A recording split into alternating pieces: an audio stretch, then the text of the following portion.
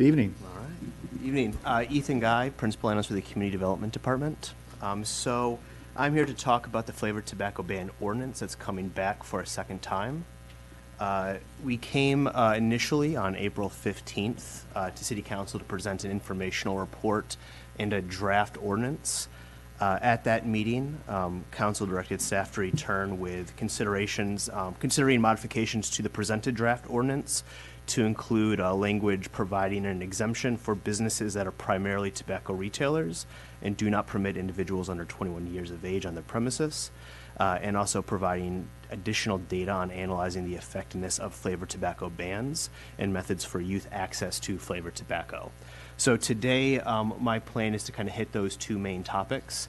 At the end of my presentation, I'll also pass it on to Dr. Matt Willis, the public health official for the County of Marin. So just a quick little update on some things that have happened last week through legislation happening at the state level. The big one right now is SB 38.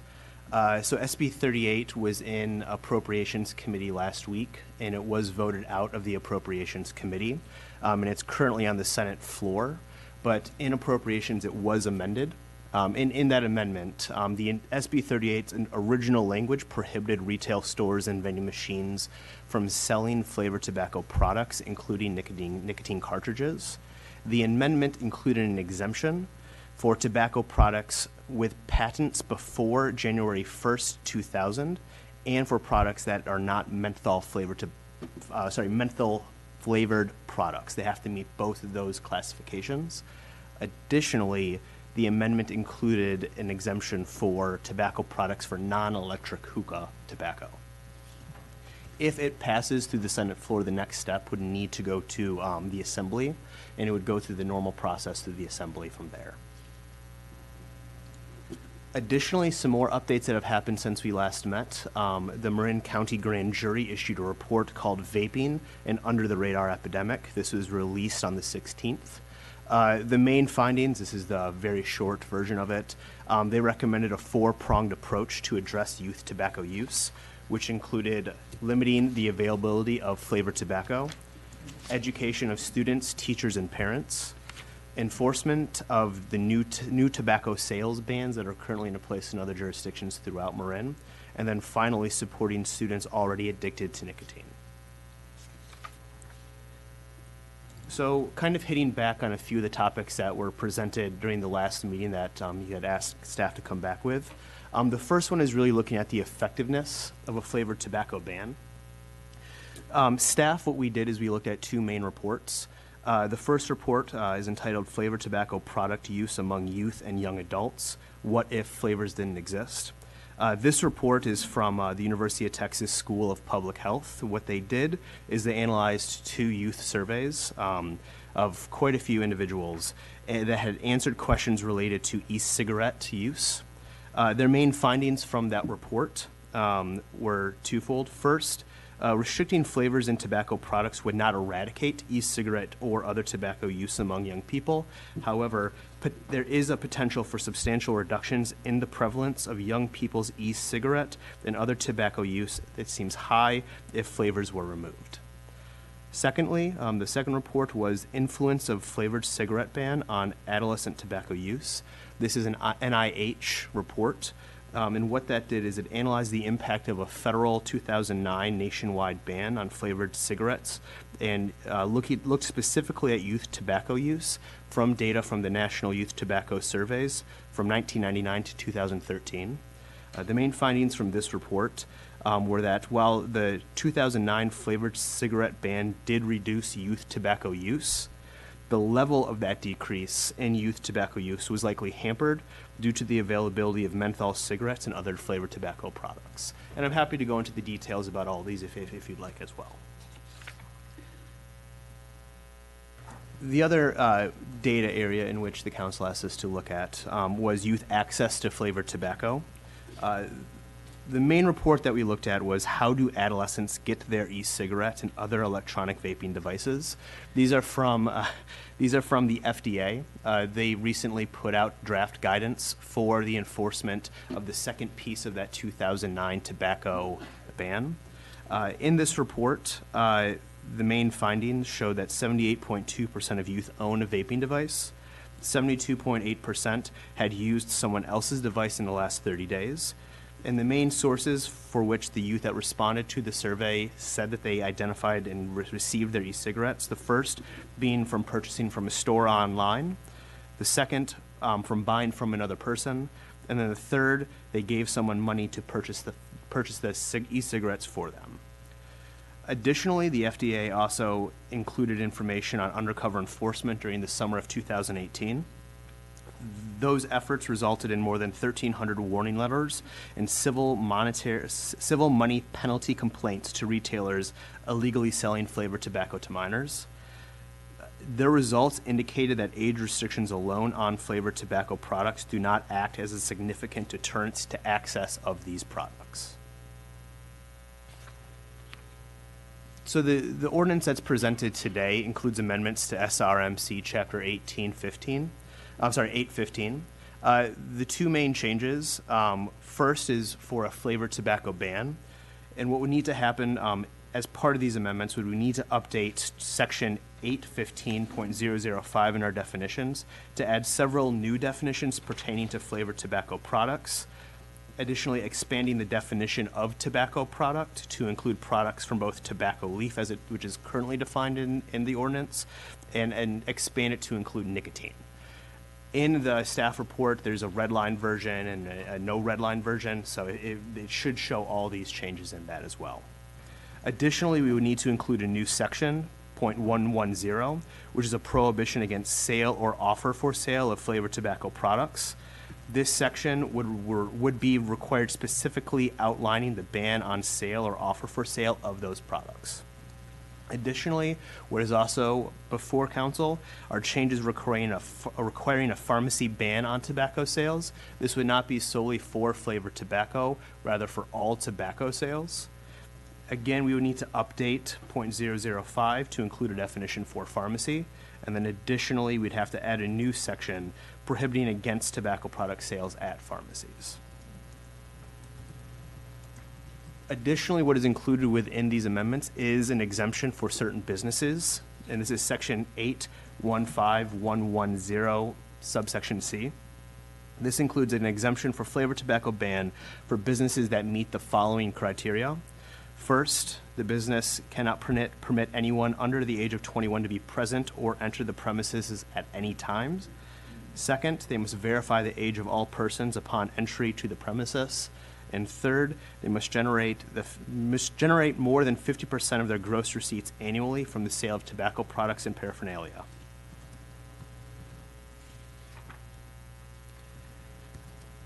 Additionally, as part of this ordinance, we're asking for an effective date that's 6 months after the ordinance is enacted. The purpose of this delay is twofold. First, it allows retailers who are seeking an exemption to make any changes necessary to be in compliance with that exemption. Secondly, it allows retailers who currently have flavored tobacco stock but are not seeking an exemption to be able to sell their existing inventory. As part of the staff report, we looked at fiscal impact primarily. We looked at it from three different areas. We looked at direct costs through enforcement. We looked at the economic burden and societal costs associated with tobacco use. And we also looked at tax revenue loss. The first area of fiscal impact for enforcement, we found that no additional costs to the city would be needed for an increased enforcement due to a flavored tobacco ban. The enforcement is conducted as part of an MOU with the Marin County Sheriff's Department. And those funds are provided, the funds for enforcement are provided through this county's general fund monies. So there's no direct cost to the city for an increased enforcement. Additionally, we looked at the economic burden of tobacco use. We looked at a report called The Cost of Smoking in California from 2009. This report estimates $139 million for the economic burden associated with smoking in Marin County, which equates to $551 per Marin County resident at the time of the report, as well as $4,814 per smoker. What the economic burden is really looking at are costs associated with healthcare, costs associated with hospital visits, those more larger societal costs that are applied that aren't necessarily direct costs with purchasing tobacco products. One thing to note is that this report is not adjusted for inflation or increases in healthcare costs since 2009. Finally, staff looked at the tax revenue reduction associated with a flavored tobacco ban. To do a little context setting, as part of SB 38, the California Department of Tax and Fee Administration performed a fiscal analysis on that flavored tobacco ban statewide. What they found was that the estimated tax revenue loss for fiscal year 2021 was estimated to be $235 million in excise taxes statewide, as well as $54.5 million in sales taxes statewide. As staff, we performed a comparable analysis to what was done in San Francisco, and what we found is a fairly large range. We estimated that a potential sales tax revenue loss would be around $25,000 with an exception, an exemption included within the ordinance, to $100,000 without an exemption. But one thing to note is that there are substantial limitations with this analysis due to the uncertainty around tobacco use and individual behaviors. The first one being that flavored tobacco users may switch from affected retailers to exempted retailers or out-of-town retailers. In either case, the changes to what that impact on the tax revenue loss could be different. Additionally, existing flavored tobacco users may replace flavored tobacco consumption with non-flavored tobacco products. Additionally, a reduction in tobacco use would likely lead to a corresponding reduction in that economic burden associated with those lower healthcare costs. So what is being put forth today? We're asking the council to conduct a public hearing and pass the ordinance to print. There are four main options. The first is to adopt an ordinance as written. The second is to adopt the ordinance with modifications. The third is to direct staff to return with more information. And finally, the council could decide to take no action. And with that, I'd like to pass it on to Dr. Matt Willis, the County of Marin Public Health Officer. Thank you for your report. Dr. Willis, welcome. Thank you. Good evening, council members. Good evening, community. I'm Matt Willis, Public Health Officer. I want to start by congratulating BioMarin, who's been a friend to our work at Health and Human Services, and demonstrates excellence in treating diseases, and we're hoping that we can also demonstrate that same level of excellence in preventing diseases, and that's the purpose of this conversation tonight. One of the most interesting things about my role as Public Health Officer is the diversity of issues that I get to address with you all, whether it's measles or wildfire smoke or flooding, disaster shelters. And we come together to address those issues to try and find the best solution. Sometimes the answers are not obvious and self-evident, and it's really through the civic process of dialogue that we find the best solution. I think tonight is an important example of that, and I recognize that this is not necessarily a cut and dried issue, and I appreciate that we're going to have a variety of inputs tonight. Tobacco, with that diversity of public health topics that we're always dealing with, tobacco control remains always one of our highest priorities. And that's because tobacco is the leading cause of preventable death in the United States, accounting for about 500,000 deaths annually, which is about 1,500 deaths every day. And that's partly because of the history. We're dealing with people who are suffering from diseases that are the result of tobacco use throughout their lifetime. And it's an invitation to us to sort of think about what were the measures that we could have taken during those people's lives that could have prevented that from occurring. That cost for Marin County of the deaths that we're experiencing and the healthcare costs and loss of productivity related to tobacco is about $168 million a year. So if we're thinking about the loss of tax revenue, we need to look at that in that context of the larger social costs of tobacco use. It's not every day that policymakers can, with this kind of conversation and some pen strokes, actually save lives. But in tobacco policy, it's clear that lives are saved when we're strengthening our protections. Because that contribution of tobacco and nicotine to so many other leading causes of death, heart disease, lung disease, cancer, and stroke, which are individually the leading causes of death, many of those, in fact, many cases of those are actually the root of those is tobacco use in someone's life. This is an area where you do much more, and I think we would do more in the area of prevention to protect people and save lives than physicians do. One of the things that attracted me to public health was, after spending 8 years as a clinician trying to treat diseases after they'd occur, the desirability of actually moving upstream to try and prevent them. And that's where I think we work together as policymakers.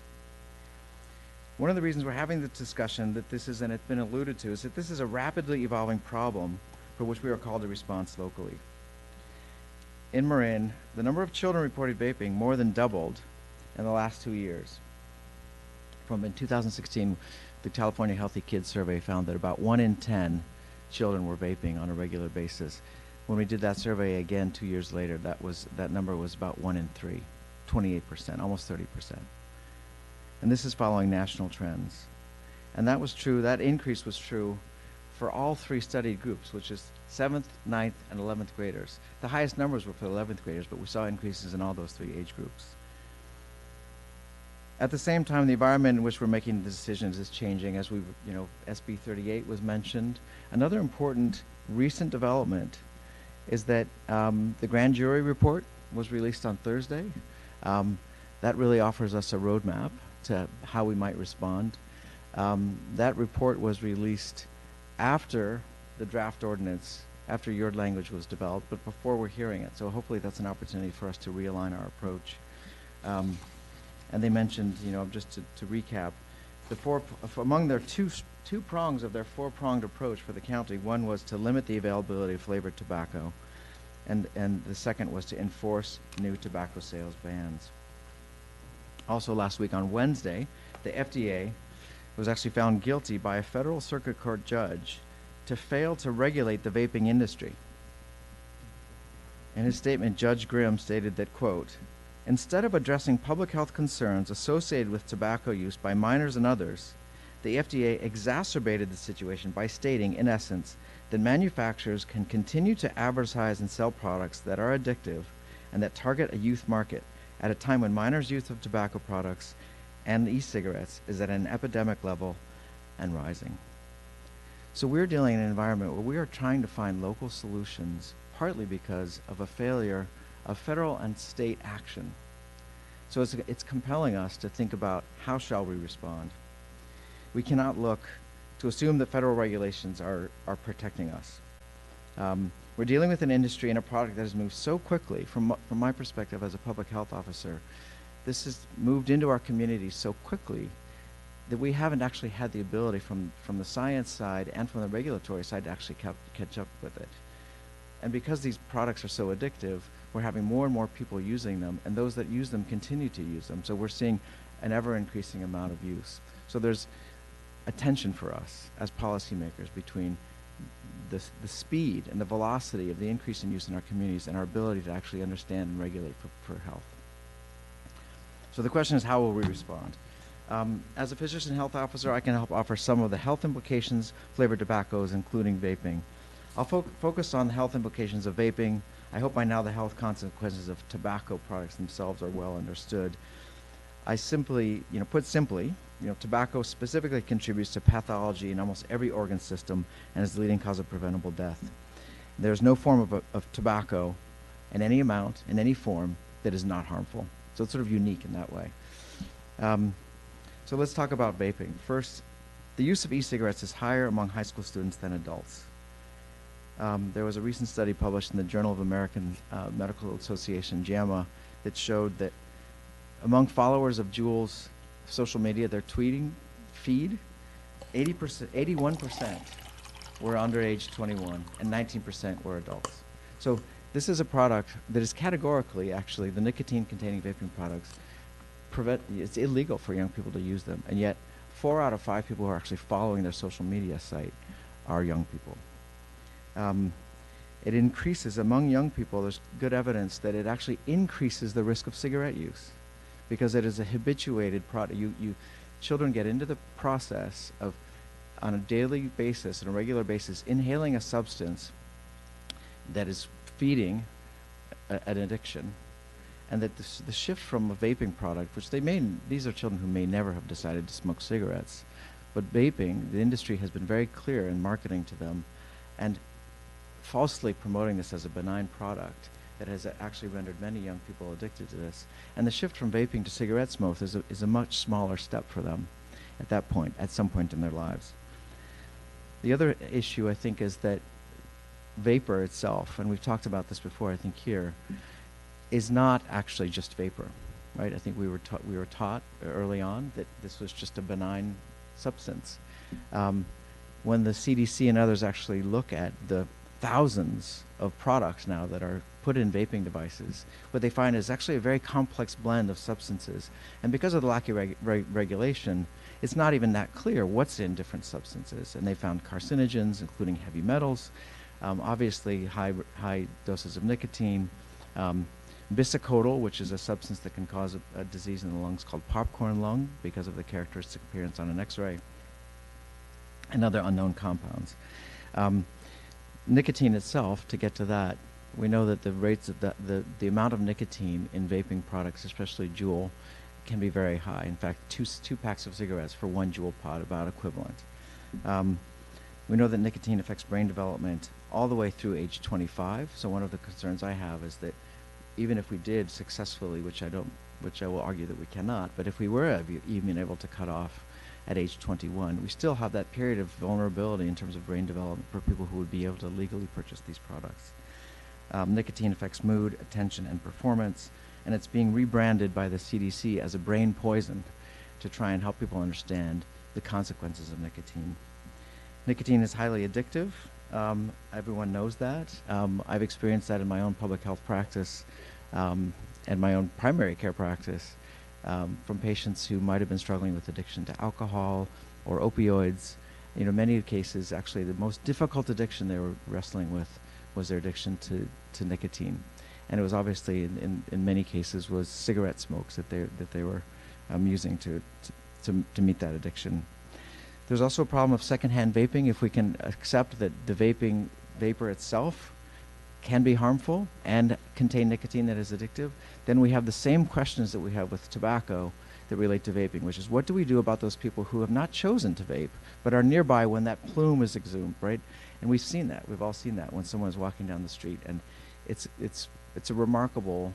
I mean, you really see how much vapor there actually is because we can see all of it. Unlike tobacco, which sometimes dissipates much more quickly. Another concern is that THC in cannabis are also easily added to vaping devices, and is one of the ways that young people are actually to become intoxicated on cannabis. It's also difficult to detect and identify use. So those are some of the health concerns specifically about vaping.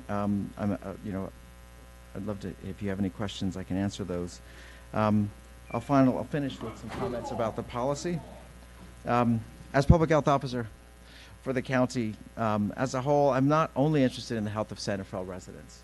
I think one of the important pieces of context here that came up with the grand jury report is that we are trying to, as a county, move a movement forward that is as the strongest public health policy we can. In November 2018, the County Board of Supervisors passed an ordinance that had no exemptions to a flavored tobacco ban. Since then, 5 jurisdictions have followed suit: Sausalito, Corte Madera, Larkspur, and San Anselmo. We are in conversation with other cities and towns to have that same high level of protection. That is following other jurisdictions outside of Marin. We've seen regionally, San Francisco, Sacramento recently passed an ordinance where they had 400 tobacco stores that were advocating, as we'll experience tonight, for their right to sell these products.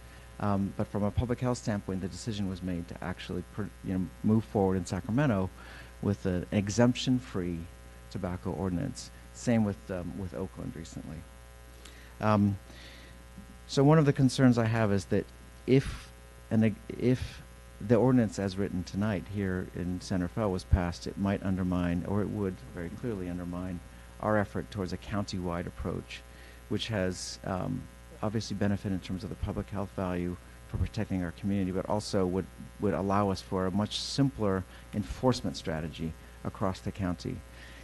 If San Rafael ends up being the only county that has, the only city that has exemptions, we also are concerned that San Rafael will become sort of the go-to place for people who are seeking access to these products. We learned from one of the studies presented here tonight that over a third of young people who are using these products, and again, 1 in 3 Marin County youth are using these products, are accessing them through an adult, right? So the idea that you can prevent access to young people by preventing young people from entering an establishment, the evidence is that does not occur, right? That we actually do have young people using products that they're acquiring from young people, from adults. So I'm just going to summarize the findings of the 2 findings I think are most important from the grand jury report. Recommendation 5. By the way, I have to be responsive to this. You know, they write the report and they say, you know, certain agencies and people have to respond. So I'm on the hook to respond to this report, as is the San Rafael City Council. So number 5, recommendation 5 was all municipalities in the county that have not banned the sale of flavored tobacco products should do so within the next year. That's recommendation 5. Recommendation 8 is all law enforcement agencies should coordinate the enforcement of sales bans on flavored tobacco.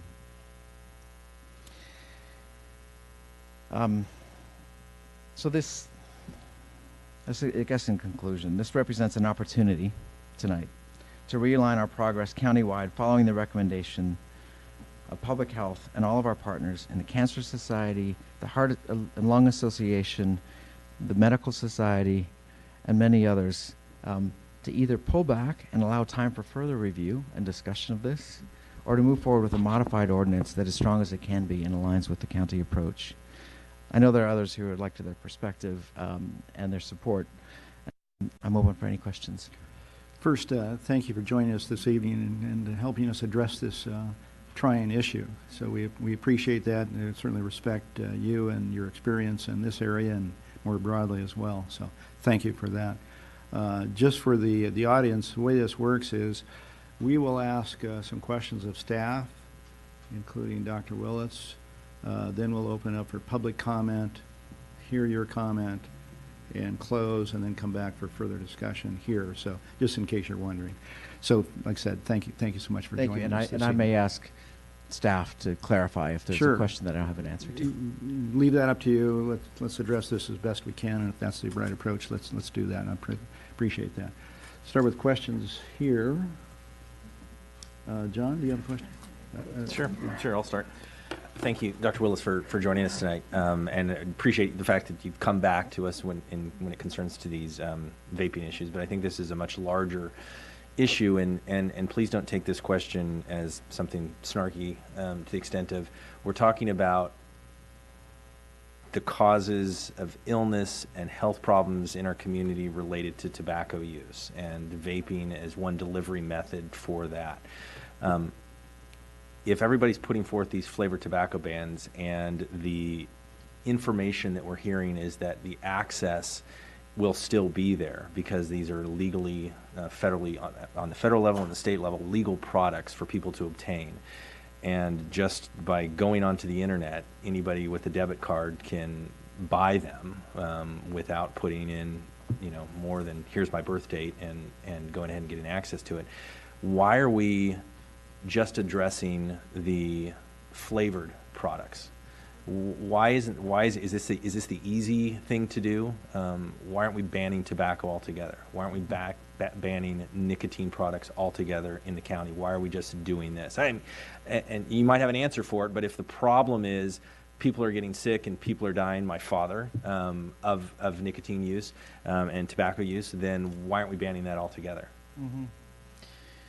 That's an important point you're making, I think, to remind ourselves that we're really talking about flavoring, right? I mean, the way I think of this is that, we're trying to balance adults' privilege or right, I don't know if it's a right, but to a flavored experience versus the contribution of that flavoring to what we know is harmful, which is young people using, right? So the fact is that flavoring is a contributor to new people choosing to use tobacco and becoming addicted, right?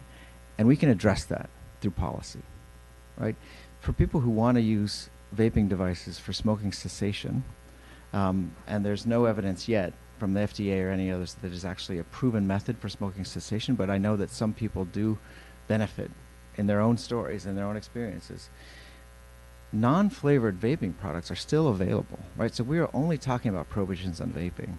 So if we step back, it's really important to sort of recognize that what's at stake here is an adult's right to a flavored experience, right? Compared to what we know to be the contribution of flavoring to enticing young people who are much more vulnerable to that sort of the marketing around flavors. I mean, bubblegum, unicorn poop. I mean, there's a lot that's really specifically marketing to young people around flavoring. So I hope that partially answers your question. And then I guess the other part of the answer is we're trying to control what we have control over, right? We have control over what we implicitly or explicitly promote in our own walls, right, in our own community. We can't control the internet right now yet, right? And so, but that doesn't. We know that some fraction of access comes from our own community, and we can actually. And the University of Texas study demonstrated that if you cut off that supply, you do get fewer people using. But if the ultimate goal is to reduce tobacco use or to eliminate tobacco use, if you were the king and you could by edict dictate this, your goal would be there would be no tobacco use whatsoever. If I'm understanding, your comments today and how dangerous this is, does the county, do the cities have the ability to, instead of a flavored tobacco ban, do an all-out tobacco ban? And I'm not being, again, I'm being serious in my question. Do they have that ability to do that? Could the county, instead of initiating a flavored tobacco product ban, could they initiate a full tobacco on all unincorporated parts of the county that no one could sell tobacco? I mean, I think Beverly Hills took that step recently. That seems, this is a personal, where we balance, I think, the fact is that there are many people who have been rendered addicted to tobacco. And an outright ban is something that we would have to be really thoughtful about whether or not we're compromising the rights of those individuals to that product that they have become addicted to. Sure. This is different. We're talking about flavors. Right. I understand that, but if a person has the right, an adult has the right to access a flavored product, what we've seen is that youths are going to get access to that flavored product, or they'll get access to a non-flavored product. I grew up with many kids in my high school that were, taking, Skull Wintergreen. We were in Nevada. We were the Hicks. We had the chewing tobacco kids with the ring on the back of their jean pocket, and that was 35 years ago. So kids are going to move to the way that they want to move to, and if there's access to anything, if they've started with a Juul or if they've started with another e-cigarette product, and it's available, and that's my point. If it's available, they're going to get access to it. It's regardless of what it is. Or is the next step that we ban flavored Alka-Pops? Is it the next, because adults like to drink their Bartles and James, California coolers, if that's even still being made these days, and dating myself. But that's where kids started with a lot of alcohol, because it was easier for them than to drink a plain Budweiser. So is that the next step? Because what I see here, what I fear here, is that we have legal products that have been determined legal on both the federal and state level. Now, there is pending legislation that could ban these on the state and federal level, and that would pretty much eliminate all the things that we're talking about doing here. And I'm not saying that that's a bad thing if that's the way we want to do. But for a city, and our charge in a city or a county to take a product that is available to adults legally right now for them to access it, and if they choose, we heard from constituents last time about adults liking, the only way that they were able to use a vaping product was it was cotton candy or something like that. That, yeah, kids like it, but adults like it too because it's easier for them than just a plain tobacco-flavored vaping product. If we take that right away from all of these folks by banning that in the city, is it really going to do anything for the people that are living here in San Rafael? And I just don't, anecdotally, the information that's out there, the way people are getting access to it, through the internet, through friends, going across just the bridge over into Richmond or into Solano County where there isn't a ban, is that going to prevent these kids from doing it? And I just don't see that what's been presented here, that's going to say by us putting a ban, it might make people feel good, but it's not going to change the behavior, the habit of these kids, of the kids that are getting access to it right now. So what we're doing is we're putting forth a ban to prevent kids, or to stop kids or youth from getting addicted to these products. And really what we're doing is we're saying to all of you adults who are adults and can make decisions for yourself on what you want to do with your body, you can't have access to it as well in the city of San Rafael. And I just don't see that. This is my take, nothing, but I just don't see that as it's worth anything more than the paper that we're going to draft this ordinance on. That there's not going to be the results, that are not going to be any, the intended results that we're getting off of. And again, I'm not. Please, if you could, don't interrupt. As I've said before, I am a strong opponent against all tobacco products. I don't want you to take this as any way, shape, or form. I was the leader on this council of getting vaping prohibited from our downtown in public, because I don't think it is something that is something good for other people to have to participate in when they choose not to. So I don't want you to interpret my my responses here as a support for tobacco or vaping products. My issue is I don't believe that this is the position that the city should take on a product. It comes down to personal liberties and personal freedoms for me, and an ability for an adult to access what they want. If the federal government bans it and the state government bans it, you're not going to find me, holding up signs protesting this ban on it. I'll tell you that right now. But until that happens, I don't think it's the city's responsibility to do this. So my question to you on that, on the long roundabout way, was that, if we're going to do it, why aren't we doing the whole thing? Your response is, we're taking this as a step at a time, and this is one way that we feel, or the county feels, that they can make an impact on the youth here. One other question for you. You mentioned and this is because I sat on the cannabis subcommittee that went through this whole process of getting our cannabis ordinance put into place in the city of San Rafael, taxing, putting forth the ballot measure to tax our providers of the licenses that we provided, both delivery, manufacturing, infused products. And I went online in preparation for this, and I think we're being hypocritical in as a city when we're doing this. And I didn't think so in the past, because this wasn't on our agenda at this time, and it wasn't up in front of us. But I went back and looked, and I said to myself, okay, so where does this go, and what are we doing here? And we're always talking about the big major tobacco industries of marketing to children. So I went to leafly.com or leafly.com and found these 7 fresh strains that taste like strawberries: strawberry cough, strawberry banana, strawberry kush, pink champagne, strawberry cheesecake, one called Dairy Queen. How is that not being marketed in the same way to the youth? Going and finding the other thing, the way that you can pick your vaping product, the way you vaporize it, with the type of cannabis that you get, the Da Vinci Ascent plus Blue Dream, or how about the Candy Pens Gravity with Sour Diesel, or the cannabis product called GSC, otherwise known as Girl Scout cookies. And use that with your Firefly too. So as a city, we're telling one part of the population that this big tobacco is marketing products towards our youth and using flavors to entice them to do this. And on the other side, we're authorizing 6 or 10 or 12 delivery services within the city limits of San Rafael to deliver recreational adult use cannabis with names like Girl Scout cookies. Who's that marketed to? And I'd like your opinion, as the county health officer. Did we make a mistake there?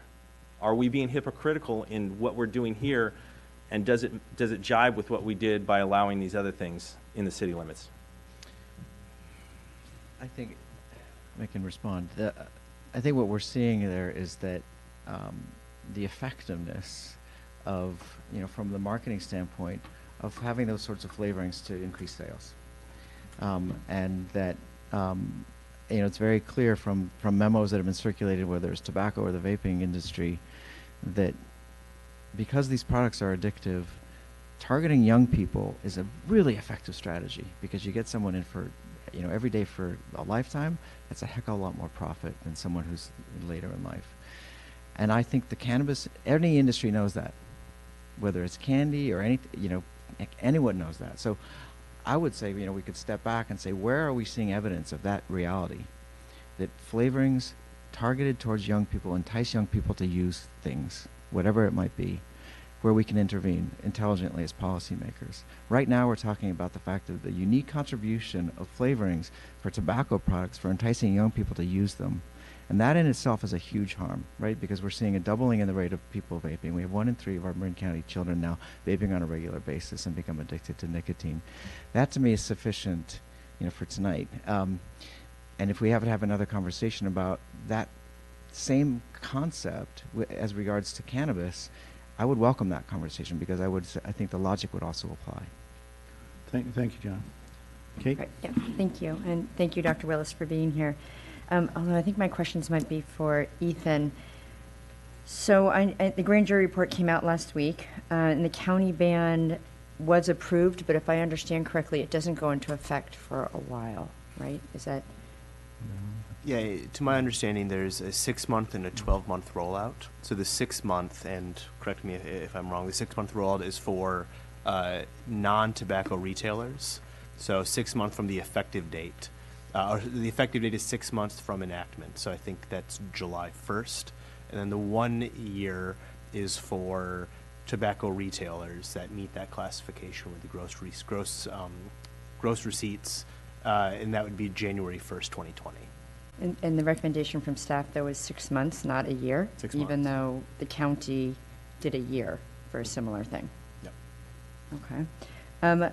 You had a slide on the state legislation in the federal one. Could you go back to that? And I know Dr. Willis had talked about how this is coming along really fast, and I actually think from a government perspective, this is a fast reaction at the fact that there's already bills in there. And you did mention the California ones. I know SB 39 is also coming, and that one's not listed up there. Could you just speak to the federal one really briefly? Because Yeah, so I skipped over those, mostly because there wasn't an update since the last meeting. So that's SB 655 and its companion bill, HR 1498. They've both been introduced, but there's been no action taken. That happened last year during the last legislative cycle as well. They were both introduced, but no action was taken. And there just haven't been any updates since they were first introduced. yeah, I mean, the reality is it probably happened at the state level faster. And then my final question is, and again, it's related, it's not really actually about flavored tobacco, but in your staff report, and I'm fixated on this, is talking about youth and how they purchase e-cigarettes or vaping, and that number doesn't add up to 100%. So of course, I'm just curious where the other 40% is, because to me, I would think that the online would be much bigger, because all products for that age group are purchased online. So could you speak to that missing 40%? Definitely. We've been digging to try to find where that 40% is, and unfortunately, those reports are still currently being completed. Yeah. So these are findings that have been discussed through the FDA, since they have access to those reports as well. And this is just my best guess. Yeah. They're referring to the percentage of individuals who use, not the complete Right. percentage of individuals. Yeah. Okay, thank I you. would agree with that hypothesis. Okay, thank you. Andrew, sorry. Yeah. Dr. Willis, I think I'm addressing myself to you, but this might also go to Ethan Guy. So, somewhat related to Councilmember Collins' question about the source of flavored tobacco products for children, for youth vapors. The data we've seen in the staff report and that I've seen elsewhere suggests that perhaps 5 to 15% of youth are getting those who do vape, are getting their flavored tobacco products from retail outlets, and then the balance from other sources, whether it's, in your case, or the example you mentioned, a willing adult, or the internet, or a friend, a peer. But what we're talking about regulating here is that if the data is correct, 5 to 15% channel. And what we also know here in San Rafael is, if we can believe that the enforcement efforts that have been conducted by the FDA in our community over the last 2 to 3 years accurately represent the sales to minors in our community, effectively we are not selling to minors. In other words, of the enforcement that has taken place, there have been found no violations among the licensed tobacco outlets in the city of San Rafael. That is over the last couple of years. So if that's the case, what we're talking about is the example that you raise, which is the sale doesn't necessarily take place directly to the minor. It takes place to an adult, and adults are giving to minors. My question is, are we seeking to enforce against the wrong cohort? Should we instead be directing our efforts, our enforcement efforts, against adults who are complicit in this problem we have, which is youth taking up tobacco? And if so, what can we and should we be doing about it, as opposed to punishing retailers who aren't at fault? They're following the law, they're enforcing the law, and they're good actors in our community. Well, first of all, I agree with you completely with regards to retailers. I mean, this is not a problem of retailers. This is a problem of demand, right? I mean, I would never assume that the retailers are not acting in good faith, right?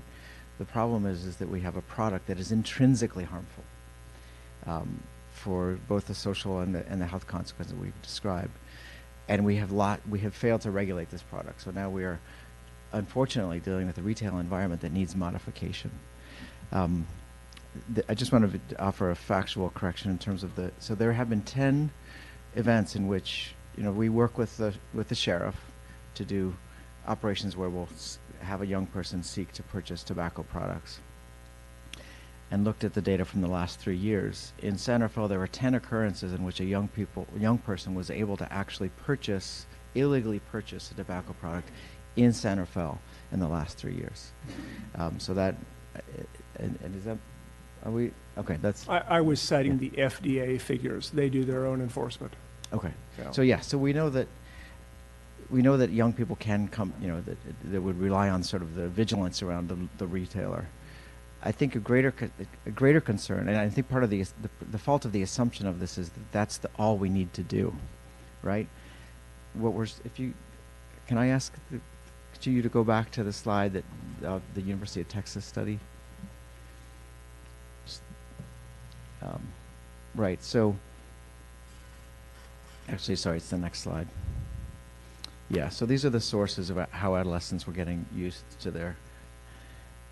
31% purchase from a store or online. It'd be helpful to see how that breaks down. Mm-hmm. But that other, 30% is buying from another person or giving someone money to purchase for them. So there's clearly access happening from people who are not actually, would never be in the store. For the enforceability of a minor actually seeking is really only a small fraction of that total contribution.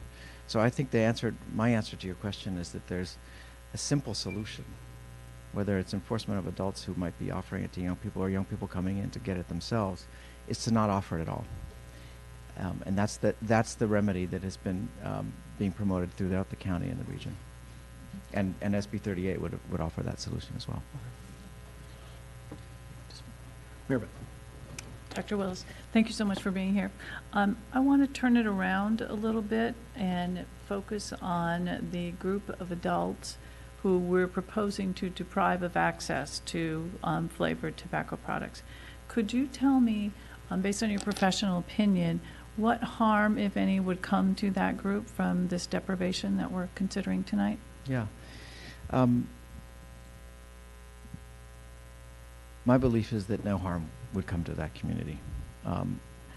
I know, and I recognize that I should modify that to say there are some people who would need to find a non-flavored version of whatever benefit they're experiencing from vaping. And I think to me, the real concern is around smoking cessation, right? When I think from the public health standpoint, when someone is choosing to vape rather than smoke a cigarette, that's beneficial to their health, right? It's safer than cigarette smoking. It doesn't mean it's safe, but it is safer.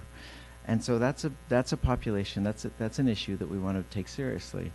And I think my answer to that is, in large studies, there hasn't been actually a reliable demonstration of vaping as a sustainable form of tobacco cessation, right?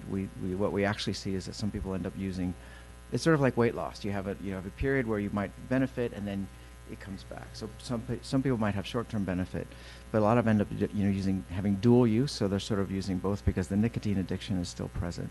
But importantly, if someone is inhaling vapor for pleasure and if they're addicted to nicotine and had been using cigarettes, that is still available to them with this ordinance, right? That experience, that product, that benefit is still available to them in a non-flavored version.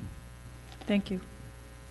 And there's also, I would say, we also want to just make a commitment as a health department to a whole range of tobacco cessation offerings, because this is, I think, one of the most important things we could be doing for people. And there's anyone who's interested in finding whatever method might work best for them can contact our tobacco control program. I'm anxious to hear from the public, but I do have a question or two, and appreciate your patience once again. Real basic question, first of all, and that is nicotine addiction, imposed both by cigarettes, and I'm alarmed by the additional factor that vaping creates with regard to addiction, far more than I realized before I started looking into this. And it seems like it's more profound with vaping than it might be with cigarette for a couple of reasons, the intensity and the frequency, et cetera, et cetera. So if you could just outline for me, not having a medical degree, what the long-term health consequences are of nicotine addiction. Mm-hmm.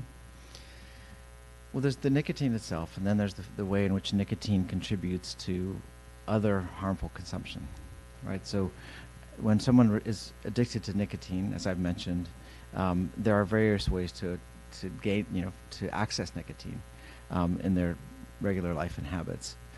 Most of those forms are, frankly, quite harmful in terms of combustible leaf, right? So tobacco. So we know that it's a gateway to tobacco use among young people. So I would count that as one of the most important harms of nicotine addiction, especially for young people. Nicotine itself is a neurotoxin, right? It interferes with brain development. It causes dopamine release in ways that for the developing brain actually can cause long-term harm.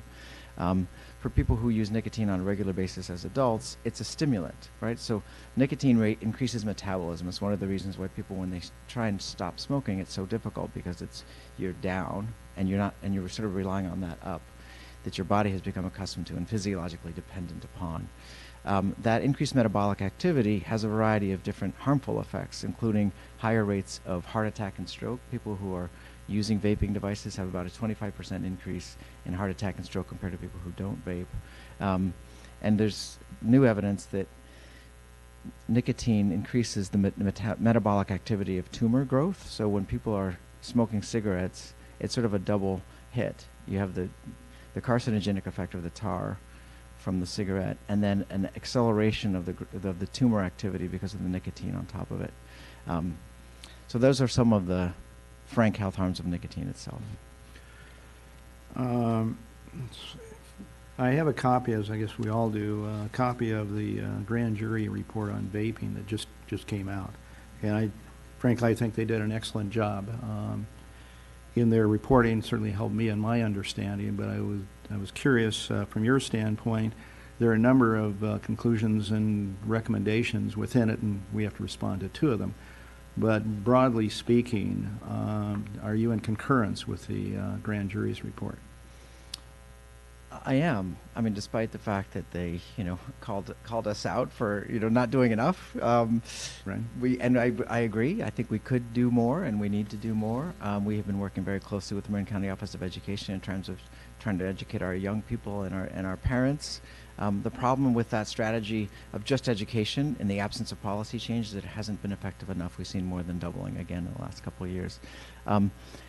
The report was extensively researched, lots of really helpful citations. I don't know that we can share. I think it's a hidden process in terms of who talks to whom. But as a whole, I agree with recommendations, and I'm grateful for this added call to action for us as a county. And thank you for that. And a couple of their points struck me, and there are many, but just a couple based on some things that we heard at the last meeting, and this was perhaps enlightening, at least for me. One was when questioned, adolescents, e-cigarette users stated that they used vaping because they thought it was less harmful than smoking tobacco. I believe you agreed with that. Although some said that the vaping to stop or cut down on the smoking of cigarettes, no major scientific study has found that e-cigarettes have effectively reduced tobacco dependence as a treatment product. Does that seem to make sense to you? That's right. I mean, and I tried to, that's true. The FDA has not approved vaping devices as a tobacco cessation product. Right. And one of the contingencies in the ordinance is that if, tobacco cessation products would be allowed to be continued to be sold. And if flavored vaping devices did under the FDA become approved as tobacco cessation products, they would be regulated through a physician. There would be an exemption for those, but they are not currently approved as tobacco cessation devices. Well, it went on to say that the AAP reported, in fact, e-cigarette use among teens is associated with a higher likelihood of use of regular tobacco and lower rates of smoking cessation. You agree with that as well? I do. Absolutely. It's a gateway for young people. It goes the opposite direction. People who start vaping can start smoking. And in fact, they make reference, which I highlighted as well, as a gateway to cigarettes. So my conclusion is this is moving those that might initiate with vaping to cigarettes, as opposed to the other way around. Not in all cases, but it sounds like more than going the other way, if you will. I also looked at and received a number of emails, and suspect we all did, but in reviewing some other matters, I received one from Jeremiah Mock, who you may be familiar with, professor at UCSF. And he is talking about an interesting issue to me that's going to be before us, and it says e-cigarettes, however, allowing exemptions, and that's the reason I bring it up now, for adults only, so adult-only stores that can be accessed by 18-year-olds would be in caps a major step backwards and be seen as a victory for the tobacco industry in caps as well. Goes on and talk about exceptions, et cetera. Are you in agreement that, in fact, this would be a step back if we put in place the exemption? I do believe this would be a step back, and the reason is partly that what we're looking at here in terms of the federal and state, we have an opportunity here to, through example, demonstrate what it looks like to protect our community. The state is moving in that direction, but I've learned not to wait for the feds in the state. Sacramento and DC are not as nimble as we are. And this is an epidemic that's requiring a strong action and rapid action because the rates are increasing at alarming rates. Certainly there is a concern, but I think we'll now turn to the public, and if I could impose upon you to stay for a little bit, because there may be some other questions that might rely upon your background, experience, and expertise. I certainly appreciate you being here this evening. Thank you very much. Thank you very much. Anyone from the public wish to address us on this item?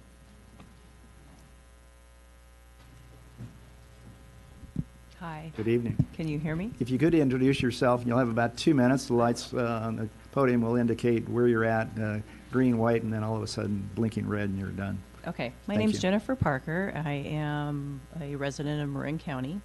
My question actually is for you.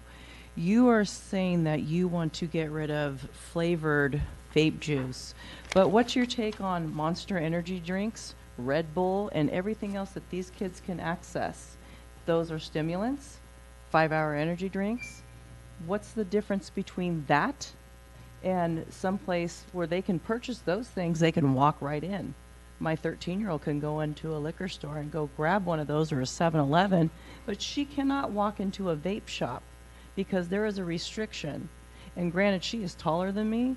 She looks like she's probably 16, but I know well that they would cart her in a heartbeat. So you please explain to me what is the difference between vape juice versus Red Bull, Monster energy drinks, I don't know, fluoride in our water, Ritalin, everything else that they're putting kids on, but you're more worried about a flavored juice. My kid, I asked her before I came here, how many kids do you know at your school vape? She said 0. I said, how many kids at your school know what pot is? Some of them are on CBD oils. Their parents put them on medication, but not one of them vapes, does vape juice, doesn't know anything about flavored vape anything. Why? Because their parents don't allow it. The businesses here don't allow it, period. So, but their parents will let them have a Monster energy drink. So that's what I want to know. What's the difference? Here's what we will do with regard to public comment. We'll certainly welcome that comment. At the conclusion of the comments, if there are questions posed, either our staff will address those questions, or perhaps Dr. Willis, if he's so willing. But we'll collect those questions and address them after others have had an opportunity to speak this evening. So stand by. You'll get your answer shortly. Okay. Can I Thank ask you. one more thing, or say one more thing? Yes. It hasn't beeped yet. So I'm a former smoker. I smoked on and off for 20 years, and I use a e-cigarette to help me with that. I don't smoke as much. I don't stink. I don't cause offense to my family. I'm not craving a cigarette every 5 minutes like I was before. And I particularly like a blackberry flavor salt. And, you know, it hasn't hurt anything. I smoke less, and I don't have an addiction problem to whatever.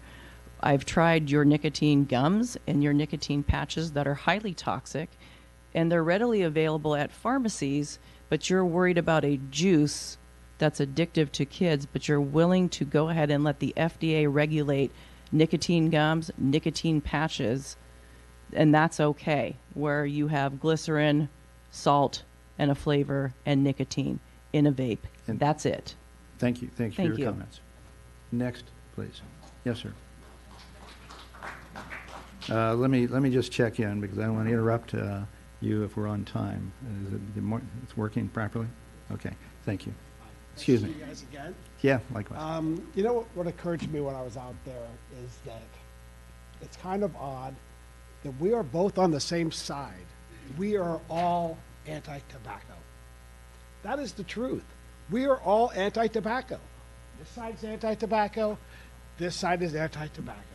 So why can't we come to some type of terms here where we realize that we don't want to be pushed back to tobacco? The logic of this anti-tobacco coalition telling all of the adults here, you can only do tobacco, is striking me as not only hypocritical, but just so illogical that I can't even explain it to myself. And then I started to realize what is going on here. You know, no one wants to smoke anymore, right? People have found a healthier alternative. And if they are worried about their children, they need to educate them. Quitting is easier now with vape products, right? The pharmaceutical companies, which the doctor here has now decided to throw a tagline in on and say, well, you can look at our websites and buy the gums, Chantrix, Wellbutrin, and the patches that the pharmaceutical companies are actually funding them for. So his cessation products are actually the pharmaceutical companies and the real reason behind why we're here, right? The law is 21 years old. We should be enforcing that, and we do. The city does a great job of enforcing it. It's 100%. It's 100%, right? So everyone agrees that the ban is kind of a symbolic. It doesn't do anything from kids vaping. Most kids are vaping marijuana products. When they do these questionnaires about vaping, they don't differentiate between the marijuana products and the e-cigarettes. They're lumping all the marijuana vaping that is going on with the vaping statistics. Thank you for your comments. Okay? Thank you.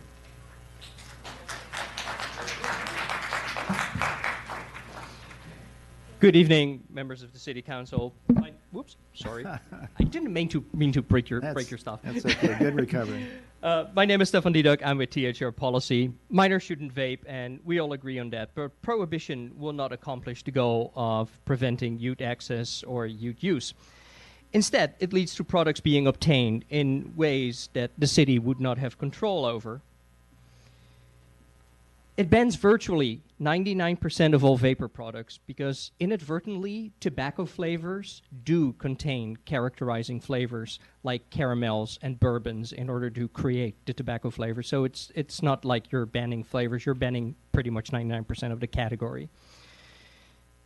We hear about people over the age of 21 who might be buying these products for their underage friends, but in what world do we hold legitimate law-abiding retailers responsible when other adults intentionally violate the law?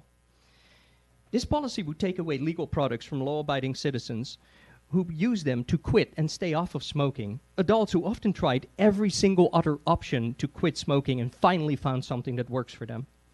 Yet this policy does nothing about enforcement regarding those who willingly violate the law. We often hear that the industry markets to minors, yet it's public health groups and the state itself that spends hundreds of millions of dollars on TV and other advertising, showing minors using these products and basically saying, your friends are doing this to be cool. How is that for a marketing message? The often paid supporters for these prohibition policies claim that there's an epidemic of youth vaping, yet we can debate what an epidemic actually means. We should ask why cannabis and nicotine are combined into the same statistic and inflate a number.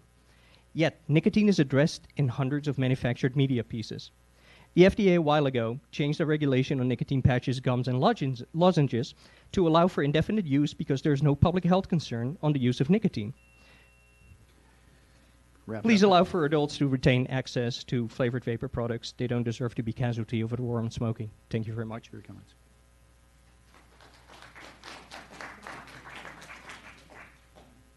Good evening. Good evening. Thank you so much for the opportunity to speak. My name is Cameron Price. I'm a San Rafael resident. I went to Glenwood Elementary School, Davidson Middle School, San Rafael High School. I am so blessed to live in a beautiful area. My family is healthy. Grandparents, parents, myself, my brother. I'm so grateful that none of them have any smoking, tobacco-related illnesses. I want other people to have that opportunity, and that starts with the current generation not having any gateway into any sort of habit that will lead to harm. I think the goal of big tobacco is to create as many customers as possible as quickly as possible.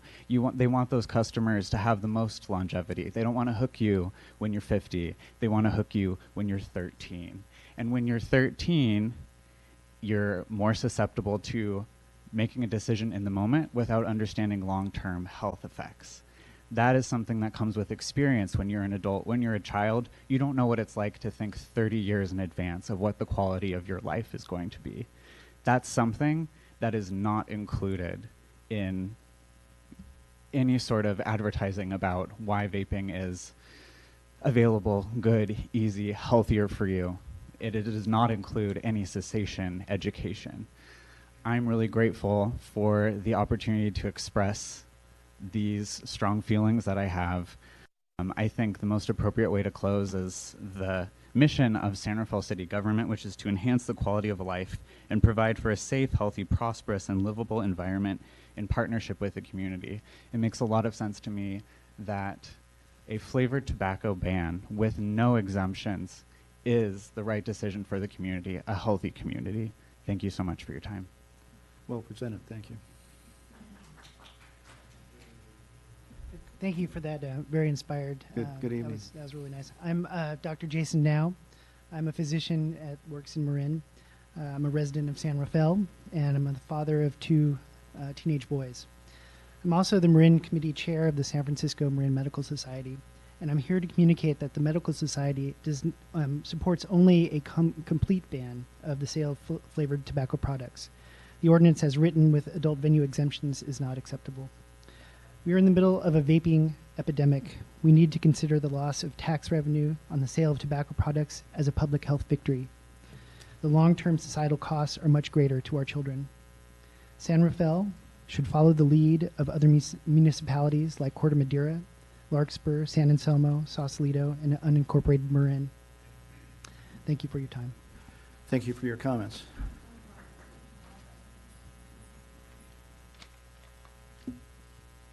Hi, I'm Bonnie Taylor, and I came here with a plan to have brief things with this template, and I've found this to be very insightful and educational, and I want to thank everybody on the council and from and the doctors and the people here for sharing.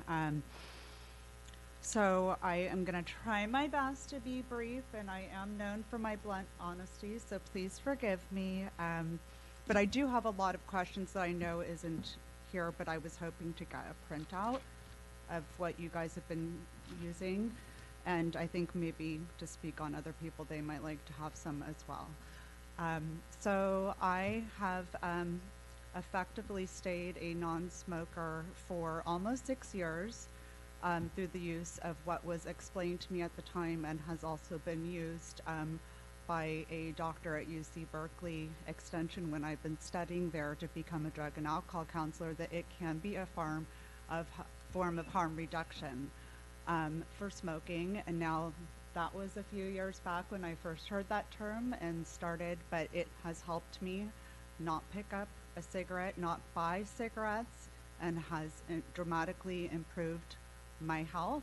I no longer have symptoms of chronic bronchitis and asthma, and I haven't had to go to the ER for visits and PRNs and daily medications. And I'm already running out of time, but I really appreciate everything that was said, and I could write a thesis paper probably on this whole subject after tonight.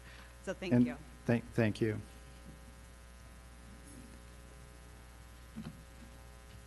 Hi, my name is Olivia Carpenter. I went to Redwood High School, and I'm currently a nursing student at Arizona State University. I was the president of Redwood Night Live Club in high school, and I'm an intern for the Marin County Health and Human Services Department, along with the Smoke Free Marin Coalition. Tobacco companies target lower-income neighborhoods by selling cheaper flavored nicotine devices. This is an unfair disadvantage that also has a drastic effect on the youth. Although the legal age for tobacco product use is 21, high schoolers are still getting addicted.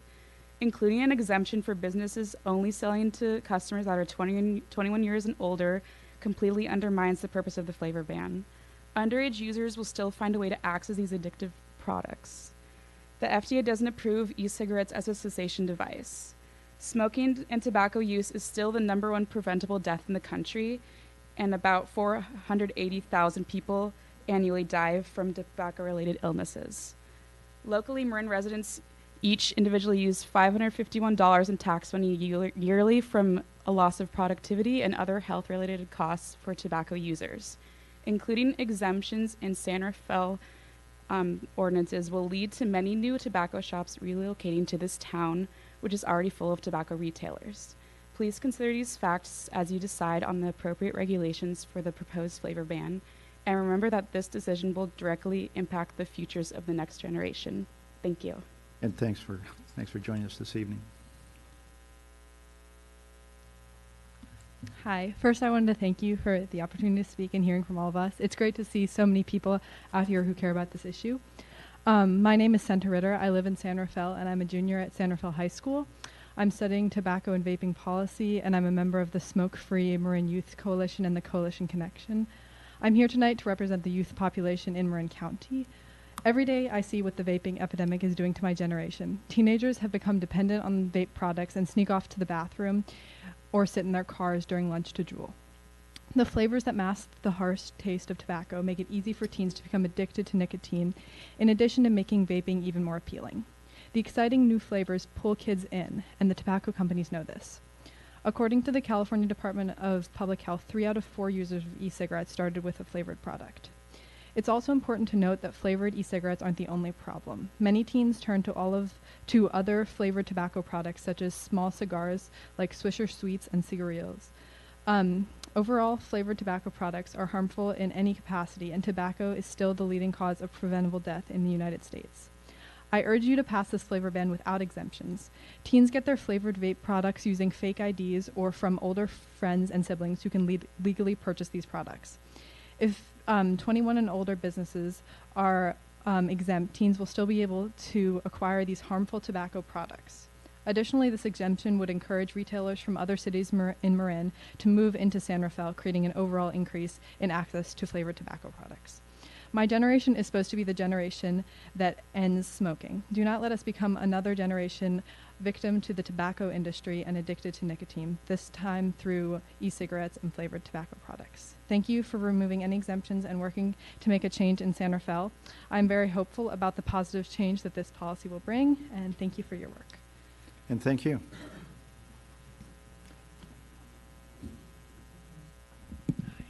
Good evening. My name is Sean Smith. I'm a middle school teacher and a San Rafael resident. It was a lovely walk, 2 blocks to get over here this evening, and I appreciate you and your time this evening. I wanted to share my experiences with students vaping at my school site. Students using vape devices is absolutely a growing concern. Nearly daily, students are vaping while at the school site. I'm really lucky to work in a wonderful district that's taking steps to try to meet this rising concern through education. I'm really lucky. But we need to talk about the larger problem in the room, and that's access. I have a close relationship with my students. I pride myself on that fact. When I speak with students, they report many things to me. Chief amongst that, students report that parents and older siblings are purchasing vaping devices for them. Make no mistake about it. Students give up their vaping supplies one day to administration and students. They have a vaping device the next day. They have their juice and all of their products replenished and refilled. It is not a problem. As I understand it, you have a powerful opportunity to keep these products out of the hands of children by approving the flavored tobacco ordinance with no exemptions. I love my students. I take my role as an advocate extremely seriously. I care deeply about their long-term health. We have the responsibility now to keep these vaping materials out of students' hands, and if we have that opportunity by banning this flavored tobacco, we need to take it. We should absolutely do that by adopting effective policy just like our surrounding communities have done. Please help us, and thank you for your consideration. Thanks for your comments. We appreciate it. Good evening. Good evening. My name is Jonathan Bailey. I just want to say that I do understand the problem with adolescents and younger people using vape products. I definitely understand that. I would just like to encourage parents, possibly even teachers, principals, whatever it takes, where you're seeing these issues. But me being an adult myself, and having been clean from tobacco use for 2 years, is very, very, very much so. It definitely is a accomplishment for me. I kind of look at it the same way as like John Gamblin was saying earlier. There's a lot of flavored alcohol out there as well. There's just like a lot of flavors. I don't think that everything should just be derogatorily towards flavors. I love vaping. It's definitely an alternative to quitting tobacco products, which is to me really like not the best thing. It smells bad. It's bad. It causes death. Vaping is just an alternative to ease away from that. My mom has smoked for 27 years.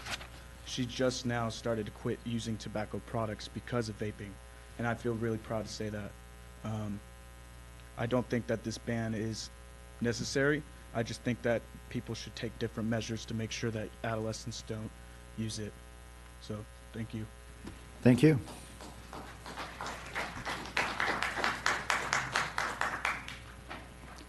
Evening. Hi, my name is Allison. I'd like to start by clarifying some things and sharing some of the misrepresented information that around the youth vaping studies.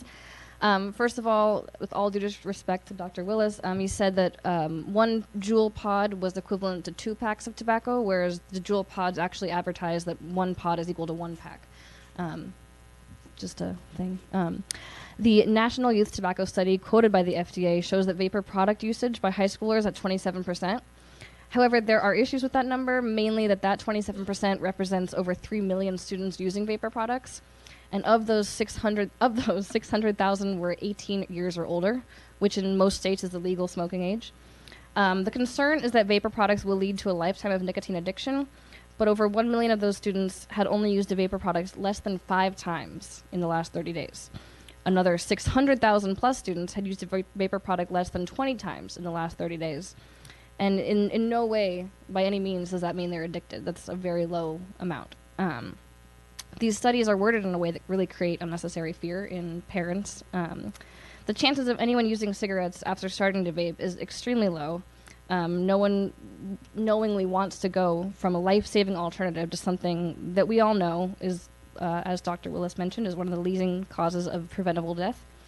My own personal experience as a smoker, I started at 15. I had friends buy it for me at a 7-Eleven. Sometimes I bought from specific 7-Elevens that I knew would sell to me. My lung collapsed 2 times while I was a smoker, which led to a surgery to close up some holes. My lung surgeon told me to start vaping instead, and since I have, every checkup I've had has come back clean. I've been healthy. I just feel better. So that's my contribution. Thank you. Thanks for your input. Hi, my name is Eddie Walsh. Say thank you for giving me this opportunity to speak again. I talked to you guys last month, I think. So one of my things is prohibition has never worked. So if you look back at history, you know, we don't want to repeat history. That's why we take history classes in high school and college. We had spoken about the secondhand vapor. Well, actually, there's a study that just came out today that from Dr. Michael Siegel that they've done, let's see, non-ventilated vape shop where employees and 13 customers were actively vaping while the sampling was taking place. Hence, what would be considered a situation presenting a high level of exposure to secondhand vapor. However, given all these unfavorable conditions, the results still reported no dangerous levels of exposure to any hazardous chemicals.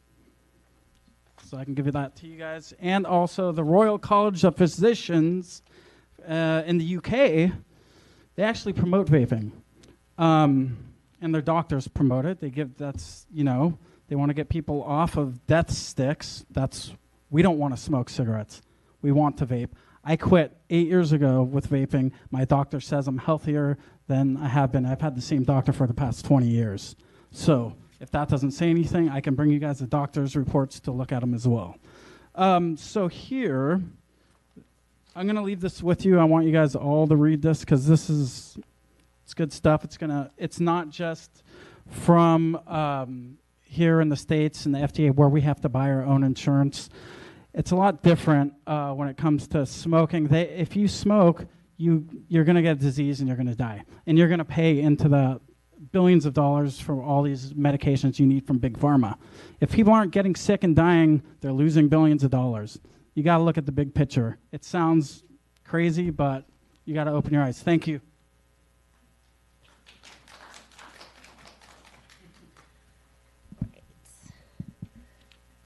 Good evening, Council. My name is Tamara Wise. I was a cigarette smoker for 17 years. It was extremely difficult for me to quit. When I heard about the studies that proving vaping is a healthier alternative, I decided to give that a try, and I finally quit smoking.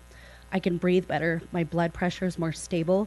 I can be more physically active. It changed my life, and I would hate to see anyone else not have that opportunity due to it being harder to access than cigarettes are.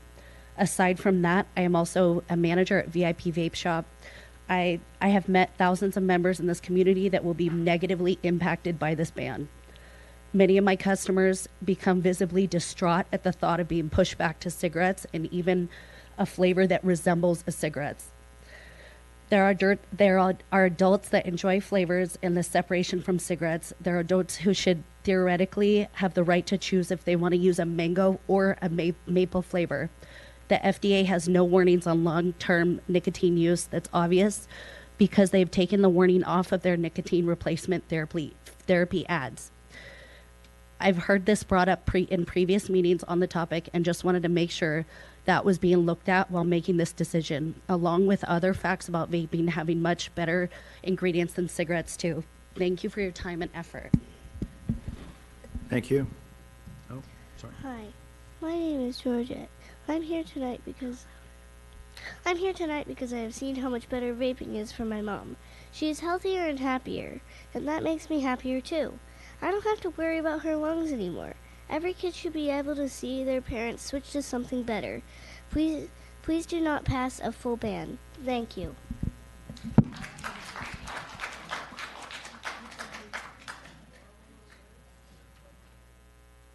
Try following that, huh? Right? I'm not that adorable. Hi, my name is Elena, and I am a supporter of adults' right to choose a healthier alternative to smoking. I'd like to start by saying that this policy is punishing an adult's right to freedom to choose because of the choices of lawbreakers. That should be a shocking statement because it is wrong to take away an effective and a healthier solution due to people illegally buying. Vape products and flavors are legal for adults. Please do not take that away. Imagine how you would feel if you were a smoker. You'd finally found an alternative solution that is 93% healthier and doesn't smell or taste like a cigarette. Then an organization that genuinely does not care about your health wants to take that away. Your life-saving alternative. You would feel that that is unfair, wrong. You'd feel like your rights were being infringed upon. When so many studies and reports have come out about vaping and being a great alternative for adults, I don't see why you think it would be doing a good thing by taking it away from adult-only establishments. It would be taking a massive step down in public health, and it would show little consideration for adults' health in our community. Many responsible vape shops like this one in San Rafael have already taken action to ensure that they don't carry any products that appeal to kids. They don't even let kids in their stores and will not sell to someone that appears as if they were buying for a minor. So leaving an adult-only exemption would allow our rights to choose and still help keep it out of the hands of minors. Thank you for your consideration. Thank you. Hi.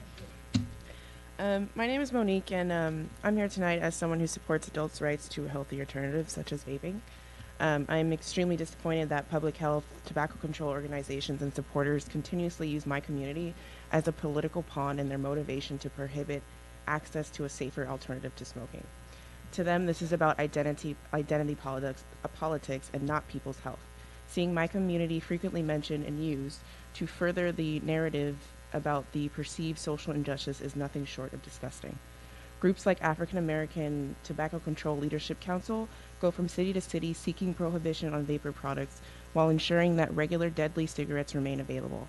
Then these groups claim it's big tobacco targeting my community while they continue to gain the financial benefits that keep their organization going. These so-called leaders in tobacco control do not care about my health or the health of my community. They only care about the continued sale of cigarette sales to justify their existence. Saying that my community uses menthol flavors more as a reason to ban these products while implying that Caucasians prefer tobacco flavors, which isn't true, is building a racist narrative on top of a bad policy. This ban is supposed to be about kids and not my race or any community to begin with. So the fact that they are bringing up these politics shows that there are different motives behind these policies. Please do not ban the very thing that is helping every community, including myself, switch away from smoking. There are countless studies proving that vaping is a safer alternative for adults in every single community. Thank you very much. Thank you. Hi, my name is Adonis Sulfas. I'm a resident of San Rafael, and I'm a student at College of Marin. I want to thank you all for your time today, first of all. If we get rid of flavored tobacco, what is there to stop young people from switching to conventional cigarettes or chewing tobacco? If young people are currently vaping and their body has a physical dependence on nicotine, where will they go to get their fix? The short answer is they'll go to what's available. In other words, non-flavored tobacco, such as cigarettes or chewing tobacco. Cigarettes have 70 carcinogens. Studies done on e-cigarettes have proved inconclusive as to their harmfulness. I'm not advocating for youth vaping. I'm sure we all are. We all agree with that. But the argument of vaping as a gateway to cigarette use, I circle back to what I said at the start. With no access to flavored cigarettes, youth will undoubtedly turn to cigarettes for their fix. Do we want children smoking more cigarettes in schools and on our streets, in their homes, where they're supposed to lead happy, healthy, productive lives? Thank you. Thank you.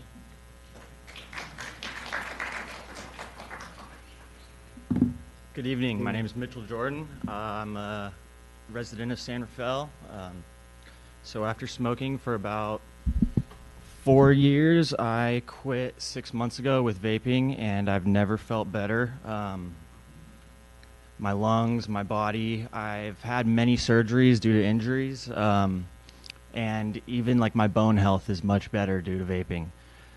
But besides that, I think that there's a couple lines being blurred here.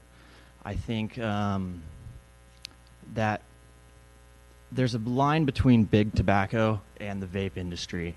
I think a lot of the supporters of this think that big tobacco is pushing vaping to get kids addicted, but the vape industry is completely against big tobacco. These are not the same entity. Besides that, I think that there's some fear mongering going on here. We've all heard of the popcorn lung. Even the doctor here mentioned it himself. Popcorn lung is caused by a chemical known as acetyl. And it's called popcorn lung because it originated at a popcorn factory where acetyl is used as buttery flavoring to go onto microwave popcorn. There's very trace amounts of acetyl in only a small minority of vape juices. And there's exponentially more acetyl in cigarettes than there is in any vape juices. And there's never been a single case of popcorn lung, even from cigarette use. So I think that shows a little bias. And third, I think that this ban is slightly un-American. At the very beginning of this hearing, we got up and said the Pledge of Allegiance. At the end, the last line is, "with liberty and justice for all." This ban is taking away our personal liberties and the right to choose. And even if it's not the best thing, adults should be able to make decisions for themselves. And law-abiding adults should not be punished. Thank you. Thank you.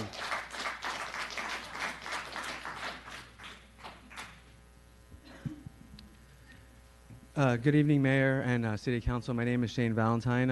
I live in San Rafael. I work for the American Heart Association. I'm a community impact director with a focus on school systems.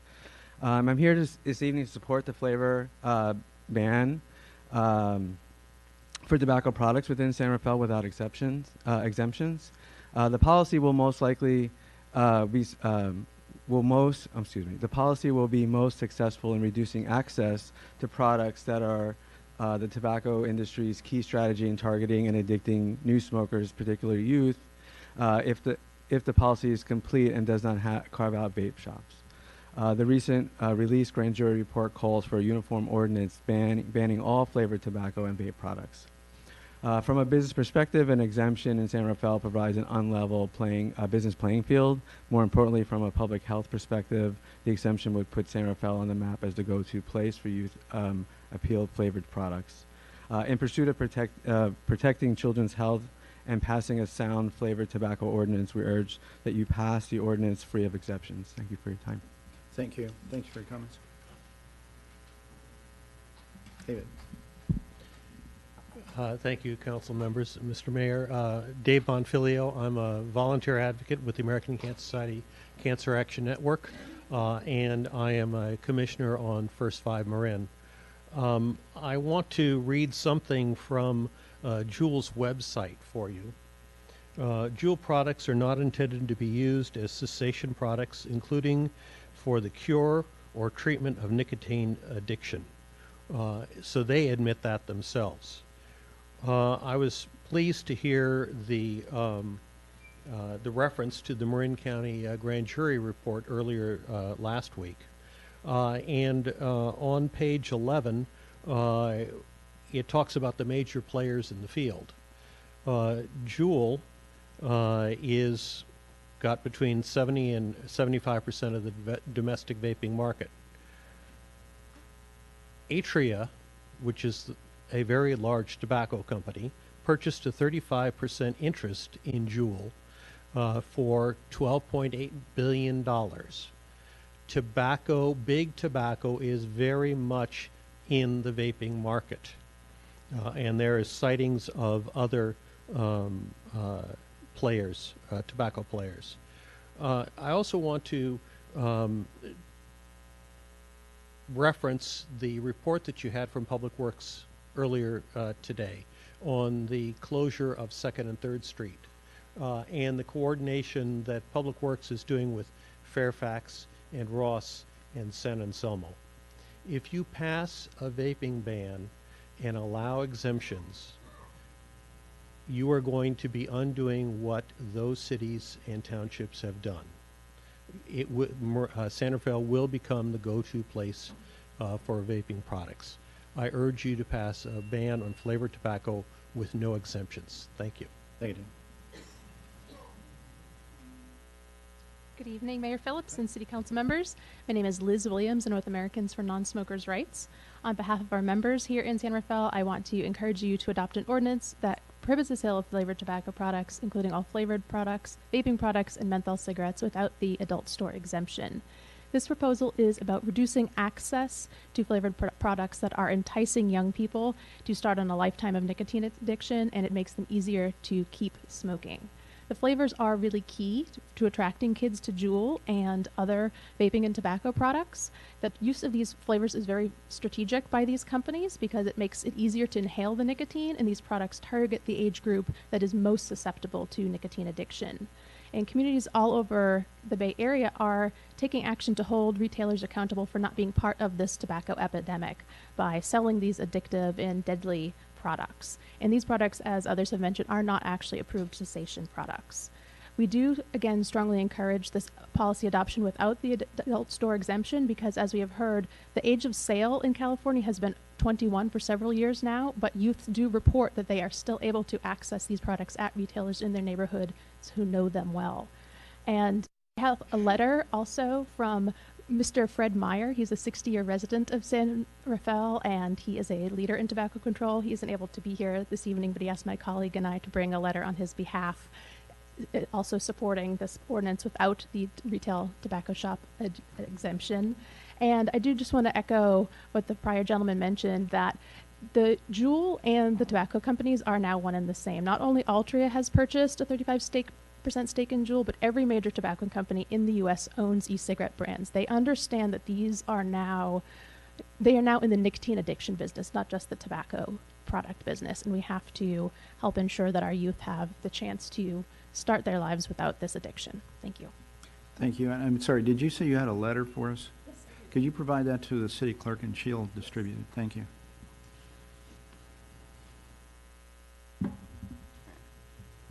Hi, my name is Ariel. I smoked for 7 years. I smoked traditional cigarettes, and I have now been off of traditional cigarettes for 7 years, so same amount of time. I'm also a Marin native. I have managed, consulted, opened multiple vape stores and worked for juice companies in the Bay Area. I am speaking for myself, but I'm sure many others can agree with me. There are many benefits to vaping. A lot of them have been talked about today. From my personal experience, I am diabetic. I have rheumatoid arthritis and hypothyroidism. And the only thing that has ever been able to improve my circulation, by the way, all three of those autoimmune diseases affect my circulation, is vaping. Like, it was instant. After 2 weeks, no more circulation issues, and these were problems that I've had since I was 12. Another benefit is obviously that this has employed me as well as many other local people here. I've heard it benefit in so many different ways. I've heard it improve relationships. We heard tonight that a daughter and mother, you know, there's a million different reasons why this could benefit people. I think we're all agreeing here that tobacco is not good for you. No one's saying it's good for you. Also, no one wants kids to use tobacco. That's not what we're doing here. I just like to stress that this is an alternative, and I could only speak personally. I feel better. You know, there is not enough evidence, long-term evidence yet, but I'm just going to speak for myself. I feel a lot better. I could breathe, I could smell, I could taste, just a lot better. So I just don't think this is the solution. Can I talk a little? it's just not the solution. And if you could wrap it up, please. Oh yeah, yeah. Thanks. Not the solution. I think it's the online issue. This is a brand new industry. There's been a lot of new online regulations implemented. I think we just need to give that a chance to take effect, really. I think that's the biggest solution here. Thank you for your comments. Thanks.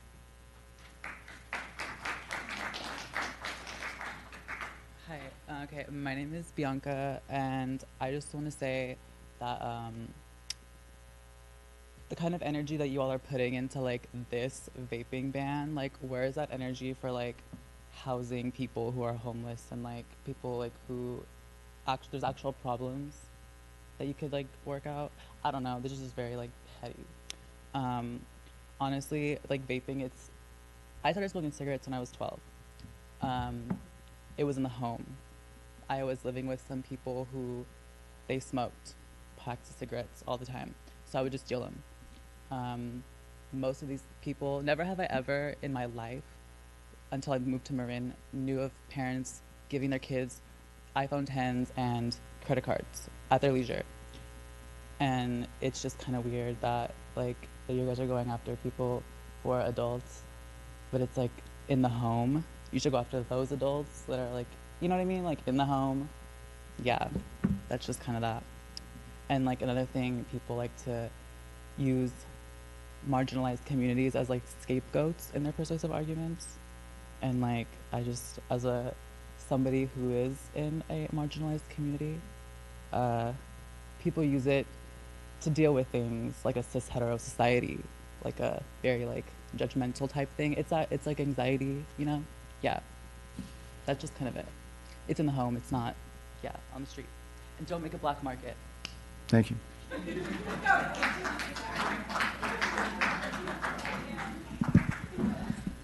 Good evening. My name is Erin Hankey, and I'm a San Rafael resident. I'm speaking on behalf of the San Francisco Marin Medical Society, which represents more than 2,000 physicians in Marin and San Francisco. You heard from Dr. Now earlier. We support an ordinance with no exemptions. Flavored tobacco products are designed to entice and hook the next generation on tobacco products. Youth vaping is clearly a public health epidemic with long-term health consequences and financial implications in the cost of health care, as cited in the grand jury report. Our policymakers, you, have the ability to stem the epidemic through an ordinance to ban flavored tobacco products with no exemptions, and follow the example of the Marin County Board of Supervisors and the other local municipalities that have passed similar ordinances with no exemptions. Thank you for your thoughtful consideration. And thanks for your comments. Mm-hmm. Hi, my name is Linda Henn, and I'm a resident of Marin County in a contiguous neighborhood. I also work for the Marin Healthy Youth Partnerships. Balancing the rights of adults who choose to ingest nicotine and the overall public health welfare is a challenge you are facing. Vape products are still available to adults. We are talking about reducing access to a flavored tobacco as a responsible action in improving health. The recent ruling that Dr. Willis referred to earlier by Judge Grimm stated the FDA acted irresponsibly by not banning flavored products. In a major victory for America's kids and public health, the lawsuit was brought on by pediatricians and other health professionals. By not acting quickly, the flavored tobacco products have contributed to the harm and to the escalating epidemic of use by youth of e-cigarettes, thus reversing the trends that we were enjoying of decreased tobacco use. The inaction of the FDA has allowed manufacturers to saturate the market, addicting our youth and adversely impacting public health. The FDA allowed candy, bubblegum, mint, and other flavored products to remain on the market without review. Youth get addicted easier, and currently there are no effective cessation programs. Instead of years to address this, manufacturers now have 14 days to act, according to Judge Grimm. San Rafael should do the right thing and protect youth and other citizens from harmful addictive products and act responsibly. Do not have exemptions in your ordinance. Banning flavored tobacco products makes sense for all. And if anyone cares, the Warriors did win tonight. Oh.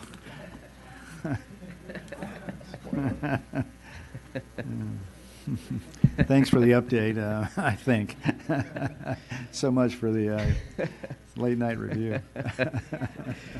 Good evening, Mr. Mayor and council members. My name is Jaime Rojas. I'm with the National Association of Tobacco Outlets representing retailers. There is misinformation and fear coming from the Marin County Health Department. Let me tell you why.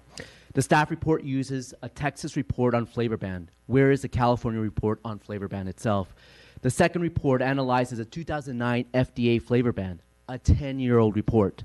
3, in the staff report, it uses the findings of the California Kids Survey 2018, but didn't share the whole San Rafael youth health story in its presentation.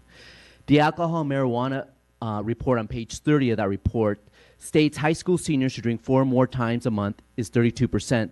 High school seniors who smoke and vape marijuana 4 more times a month is 26%. It goes down to page 42 regarding tobacco and reports high school seniors who smoke cigarettes 4 more times a month is 5%. High school seniors who chew tobacco 4 more times a month is 3%. And high school seniors who e-cig and vape 4 more times a month is 19%. The true epidemic is drinking and marijuana, almost 60% higher than youth smoking e-cigs and vaping. Why isn't Marin County Health banning flavored alcohol and marijuana instead?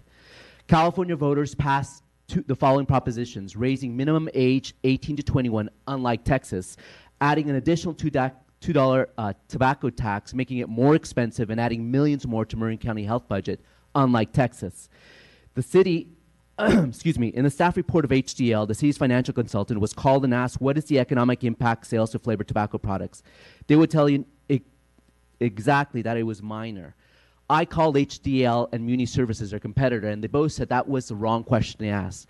The right question was, what is the loss of sales not only to flavored tobacco, but auxiliary sales like gas, milk, snacks, etc., since customers usually make one stop to make their purchases?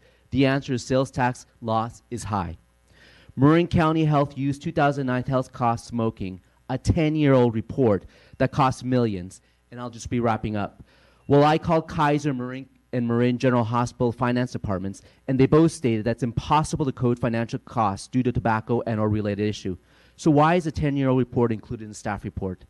And lastly, the California Department and FDA both individually and separately conduct annual decoy operations in the city. Retailers passed in the past 3 years 100%.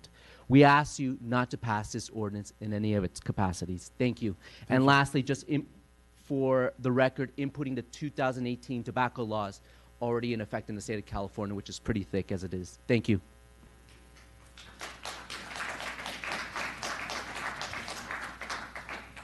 Hello. Evening. My name is Rebecca Williams. I'm the buyer for VIP Vape Shop here in San Rafael. First, can I bring up some citizen statements and studies to you guys? You would provide the city clerk. So on top in the folder is a study from the Royal College Physicians that was mentioned before. It heavily encourages people to switch to vaping, says that vaping could not cause 5% of the harm that cigarettes do. It's 93% healthier and has far less extensive range of toxins. Also in the folder is a report about how the FDA took out any warning about long-term use of nicotine on any of their patches. I find that interesting because a lot of people have mentioned today, what is the danger of long-term nicotine use? And if the FDA is taking it off of their products, I think that they'll eventually do that with vaping as well. And then lastly in the packet is statements from all of our citizens that purchase juice at VIP, and how they would be negatively affected if the ban were to pass. They do feel that having the flavors creates a separation from cigarettes that they've worked so hard to get away from. And they've listened to all the studies about vaping that has came out being healthier, a good alternative, better for secondhand smoke, so that we're not imposing that on our other people who don't smoke in the community. On a different topic from all of that, as the buyer of VIP, I have done a lot to make sure we're not carrying any products that are marketed to kids. In the past, if we've ever had products like that, it's because we weren't fully aware of the political climate around advertising to kids. So here is displays of our juice cases. As you can see, there's no cartoons, no unicorn milk, no donuts, none of that stuff. I don't carry that. I am not somebody who supports children vaping either. We work really hard at VIP every day to make sure that we're helping adults while not endangering children. We are an adult-only establishment. We strive to provide the best quality products for our community. I'll wrap it up.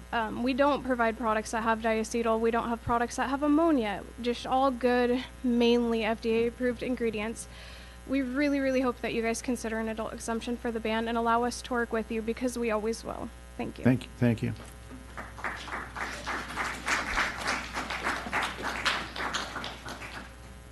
Hi, my name is Laura Walsh, and I would like to say first and foremost, I am a mom of a teenage daughter.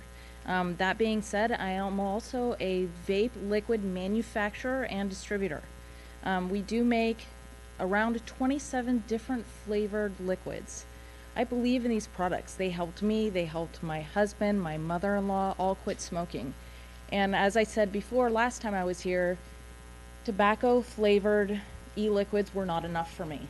I tried and tried and tried. I tried patches, gums, lozenges, Chantix, Wellbutrin, all the horrible side effects, all the not working. My daughter begging me in tears, trying not to go to the store and get a pack of cigarettes because my daughter is begging me not to. And I assume you guys, at least some of your parents, you know that guilt, when you feel guilty about something you've done to your child, how that stays with you forever and it never leaves. And so I want this product to be in the hands of people that can finally take a deep breath and look their child in the eye and say, I did this for you. And I was finally able to do it with a product that helped. I have a couple things I would like to read to you. So this first one is from the Royal College of Physicians. It's Nicotine Without Smoke, Tobacco Harm Reduction, a report by the Tobacco Advisory Group on the Royal College of Physicians. It says, there are concerns that e-cigarettes will increase tobacco smoking by renormalizing the act of smoking, acting as a gateway to smoking in young people and being used for temporary, not permanent, absence of smoking.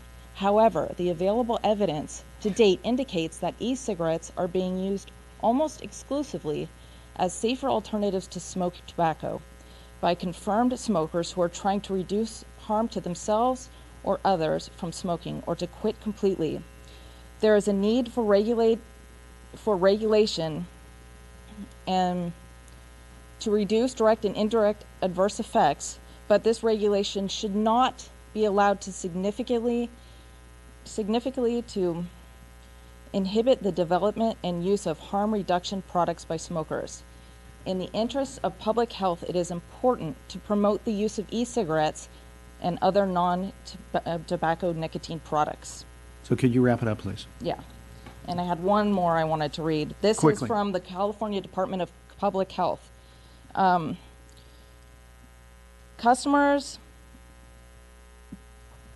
This is by Dr. Michael Siegel from the California Department of Public Health. They did not document any dangerous levels of exposure to any hazardous chemical standing in a cloud of vapor. Thank you. Thank you. I'm going to leave these for you guys. Good evening. My name is Lori Bremner. I'm with the American Cancer Society, Cancer Action Network. I'm also a mom of 3 young adult sons. I'm a cancer survivor, and my dad died of tobacco-related illness before my kids ever got to meet him.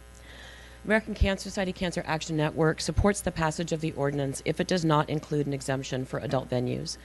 If the ordinance does include the exemption, we change our position to oppose. And let me explain why.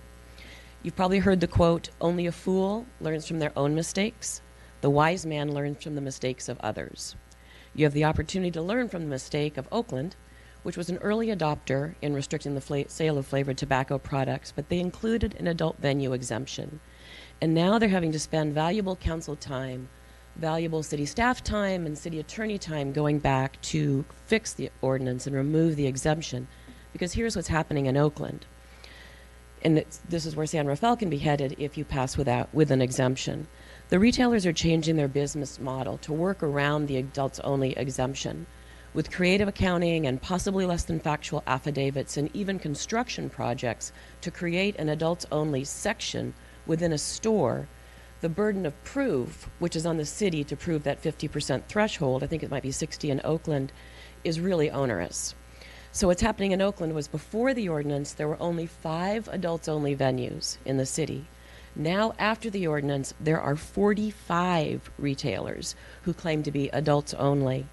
And we don't want that to happen in San Rafael. We don't want you to be an island of exemption among the rest of the county that's passed ordinances without an exemption.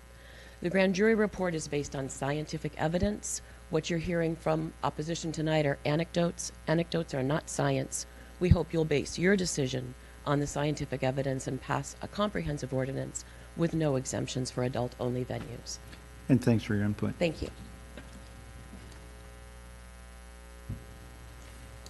Hi, my name's Jesse, and like she said, history, we learn from history.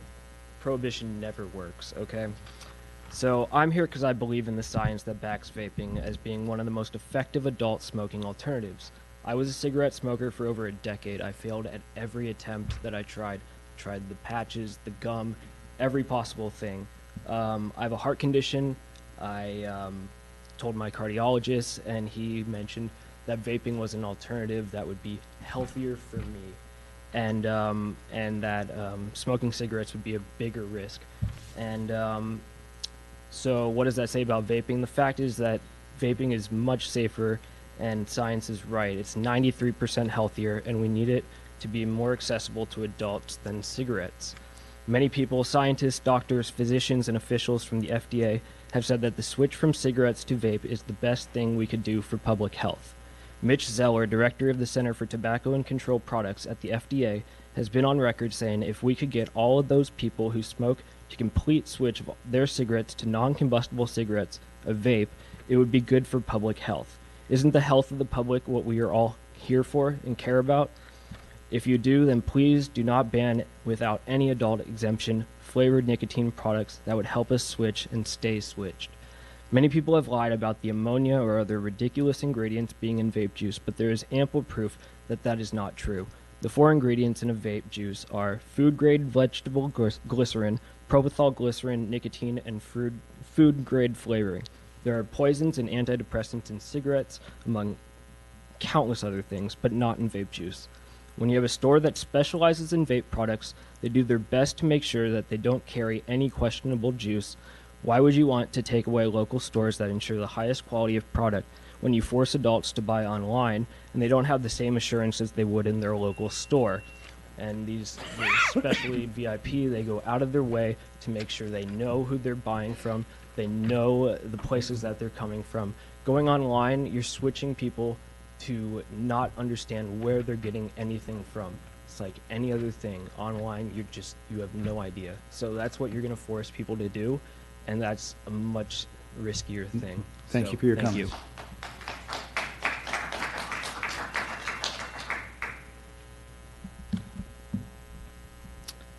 Good evening. My name is Jeremiah Mock. I wrote to you, and I appreciate you did. paying attention to the comments that I made. I'm a public health researcher at UCSF. I've been working in the field of tobacco control for 2 decades. I want to share quickly some notes in response to some of the comments that have been made this evening. So it's important to put all of this in context. We in California, until very recently in tobacco control, were talking about the end game. In other words, we were talking about ending the entire problem of tobacco use, including nicotine use in California. California is down at about 8%, and Marin County's rates are among the lowest smoking rates in the state, which makes them among the lowest smoking rates in the country. So it's important to understand that until the vaping epidemic started, we were very close to actually ending the tobacco epidemic entirely. Marin County are in the range of 28%. That's an enormous setback, and it's going to take another generation to correct that setback. It's important to understand that the tobacco industry is the major player by far. Juul is controls over 70% of the market now, and that's rising. Juul has a 35% stake from Philip Morris. Juul has a market cap that is now larger than Ford Motor Company, Delta Airlines, and Target. This is not a small player that we're dealing with. Because of their partnership with Philip Morris, Juul has now penetrated every corner of the market where you saw Marlboro cigarettes being sold. It's not a healthy alternative. The evidence increasingly shows that it's not healthier. E-cigarettes significantly increase the risk of heart disease, heart attack, stroke, lung disease, and flavors in Juul pods have recently been found to be carcinogenic. I just want to comment. I have a lot of other notes that I'd like to share with you, but I'd like to go back to the point that you mentioned about the influence on the state legislation. The tobacco industry will see this as a tremendous victory. In this county, which is known as one of the leaders in the country in tobacco control, if you allow an exemption, the industry will point to San Rafael and say, look, San Rafael is a community that is recognizing that it is acceptable to allow these products to continue to be sold in their jurisdiction. And we have made tremendous gains in this county to make the entire county free of these products. So I urge you not to become the exemption that the industry will capitalize on in the efforts that they're making to block legislation at the state level. Thank you very much for your time. Thank you.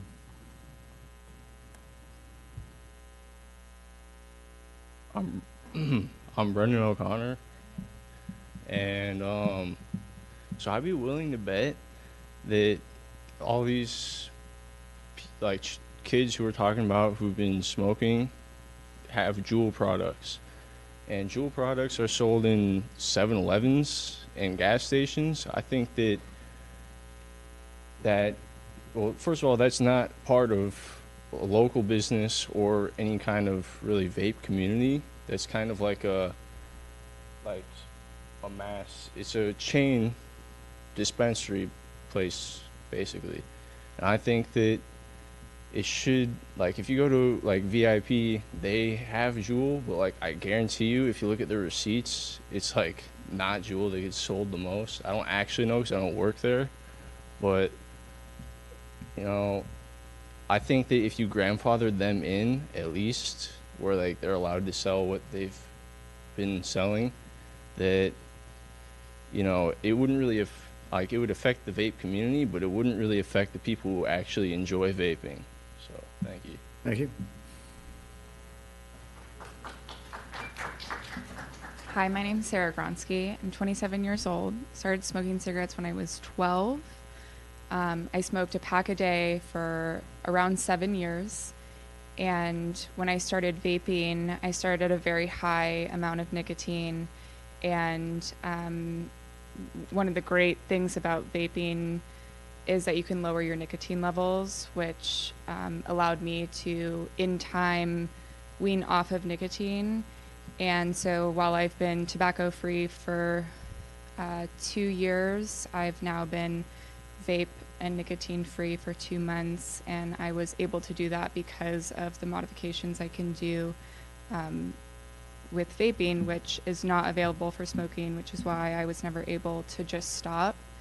And I think John pretty much covered everything I had to say, but any health issues that you have that you're taking into consideration should be considered towards a tobacco ban, not a flavor ban.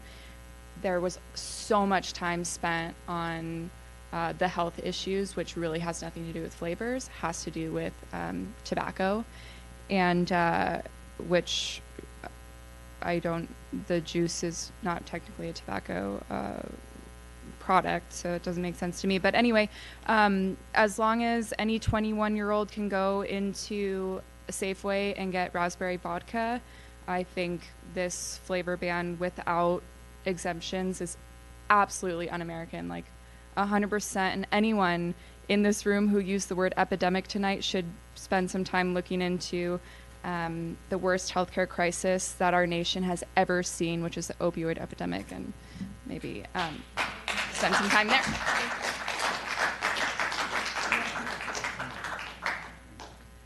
Hi, I realize I've already spoken. I just wanted to underline one thing, that the only vaping product that my opposers have really mentioned was the Juul. Not one word about Smoke, Aspire, Snow Wolf, any of the other brands of vaping products.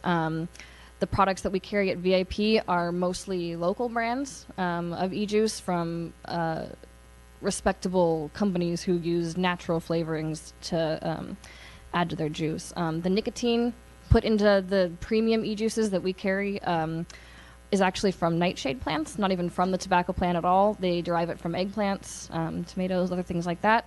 So technically there's no tobacco in them.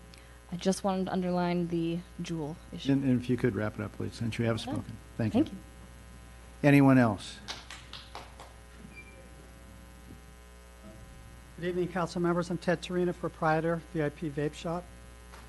Thank you for the time you take to evaluate these important community issues and your efforts to discern the truth from propaganda. It's greatly appreciated. Scott Gottlieb, outgoing commissioner at the FDA, has stated, "We said all along we think that e-cigarettes could be a viable alternative for adult smokers. If you could migrate more adults off of combustible products, that would be a net public health benefit. I oppose this ban because I believe it would take away this powerful public benefit.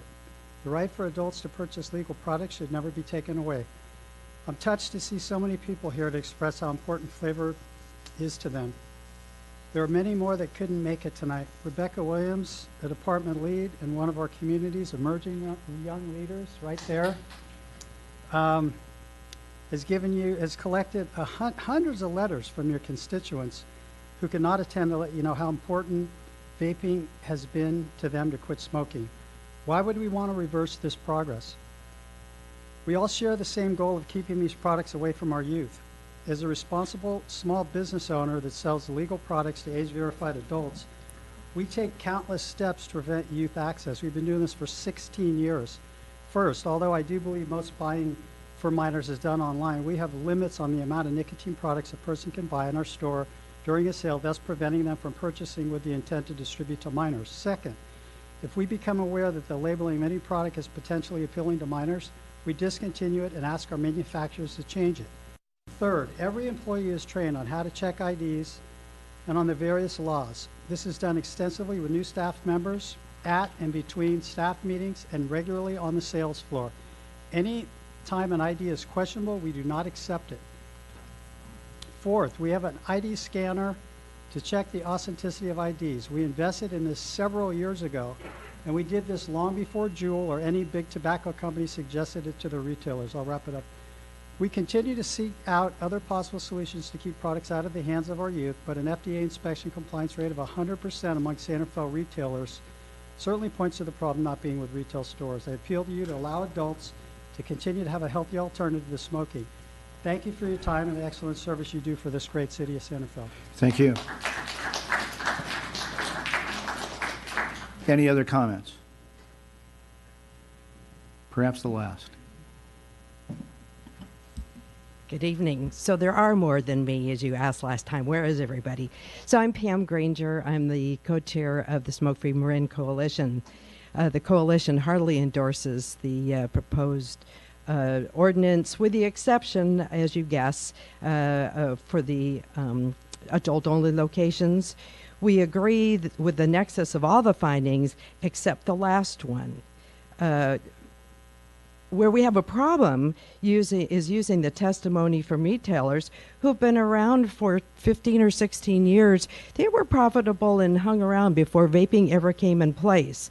Now they're benefiting economically because their customers became addicted from traditional tobacco products ahead of time. And they have customers that continue to vape. If you've listened to everybody tonight, they're continuing to be addicted to nicotine. There's one woman that said that she's weaned herself completely off. That's not okay with us.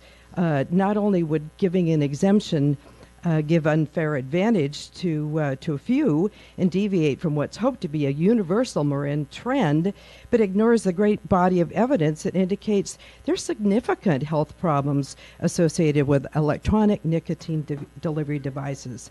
They tout flavored e-cigarettes as safe alternative, as if there was such a thing. This is not a way to promote the public health, safety, and welfare. We focus much of our discussion on youth. We're not willing to throw the adults under the bus. There's lots and lots, as the doctor has said, of other ways to for cessation. If you look at the Smoke Free Marin website, we list them. We have organizations in town that do cessation. Somehow millions of people have been able to quit using the old-fashioned methods. There are also over-the-counter products. Unlike vaping products, they're FDA tested and approved. They aren't glamorous. You can't do tricks with them. They don't contain harmful ingredients. They don't blow up and cause injuries. And kids aren't flocking to use them. So keep in mind, we're not taking vaping products away, just the ones that flavor and addict. Thank you. And thanks for your comments. Seeing no one else, we'll close public. And I would like to come back to Dr. Willis for just a moment. Thank you for staying with us.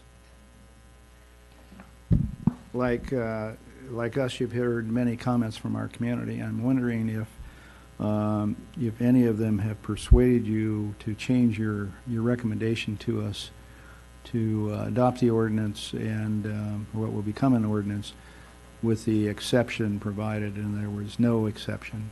Yeah. Have you changed your view at all? I have not changed my view. No surprise, I guess, but I did want to check in with you because we're faced with making a decision, taking into consideration many of the comments made by many of those within our community. There were a number of questions, and I probably didn't jot them all down, but there seemed to be a couple of themes. One was the benefits derived by vaping outweigh those other consequences. How do you feel about that? I mean, one thing that I think is really helpful about this conversation was to hear, how many people are really using vaping products as tobacco cessation in their own lives.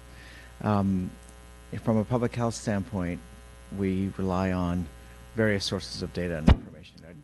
I'm thinking about our population as a whole, and I'm thinking about the science and then the stories and putting all that together. One, I think, helpful piece of data for guiding this is that in Marin County we have tobacco rates of about 8% of our community smoke cigarettes, which is one of the lowest in the state. If we assume that, say, half of those individuals or a third of those individuals are using vaping products for cessation, that might be 3%. We're also seeing in our young people uses of 30%, right? 1 in 3 young people are vaping. Even if a small fraction of that actually use it as a gateway, as we know occurs, we're compounding, we're actually accelerating the problem that our residents are using vaping to solve. So we need to take into account the fact that so many of the stories we've heard tonight begin with, I started smoking and I'm using vaping to help. What we're trying to do for the future is to prevent that story from occurring in the first place. So, I think from a public health standpoint and from a community health standpoint, an ordinance that includes no exemption makes a lot more sense. What I'd like to do is work with our community members as we have, but maybe be even more explicit about it in terms of what are the options, right, for people who are smoking that want to stop smoking, or people who have stopped smoking and are vaping to continue to be able to access that benefit. One obvious is that this ordinance does not include non-flavored vaping products. So there's still availability of vaping and vaping devices that contain nicotine and can serve in that cessation function.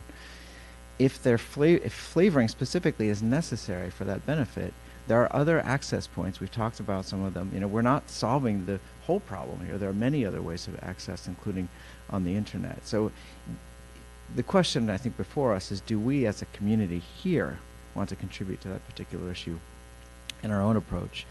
I think you've also heard, and I hope the grand jury report clarifies that, as new information since this ordinance was written, that there is a movement towards a more holistic and more comprehensive solution where there's no exemptions. And my hope is that that can be taken into account in the decision making tonight. And maybe just a couple questions that came up. The energy drink question. Please. Yes, please. Is that I mean, there That was is, some and in fact, that's my first one. I wanted to- Specifically, targeted to. If you could. Anyone who wanted to ask, me a question specifically, I'll address those. First, with the energy drink question. Right. The simple answer is that energy drinks are not serving as a gateway to another more harmful product. The flavorings are an enticement to use energy drinks as well. The 27%, I think someone mentioned that was a national figure in terms of the vaping rates. That was, just to clarify, that was our California Healthy Kids survey for Marin County residents. 11th graders was 28% vaping on a regular basis, and I say 1 in 3, which is an estimate. This UCSF study, I think someone representing the industry spoke to the age of the study that costed the, obviously a study that actually attempts to measure the specific financial implications of something as broadly harmful as tobacco in terms of all the different disease conditions it contributes to, as a relatively sophisticated methodology, and we would not expect Kaiser to be able to summarize that off the top of their head, because they'd be looking at the fractional contribution to heart attacks and strokes and cancer and a variety of other harms that we know tobacco causes. So that 10-year-old study remains an important signal for us of the social cost. Were there other questions that came up that you wanted me to answer? Oh, just a couple, and then others perhaps will have some as well. There seem to be, and it's sort of tied into the question earlier,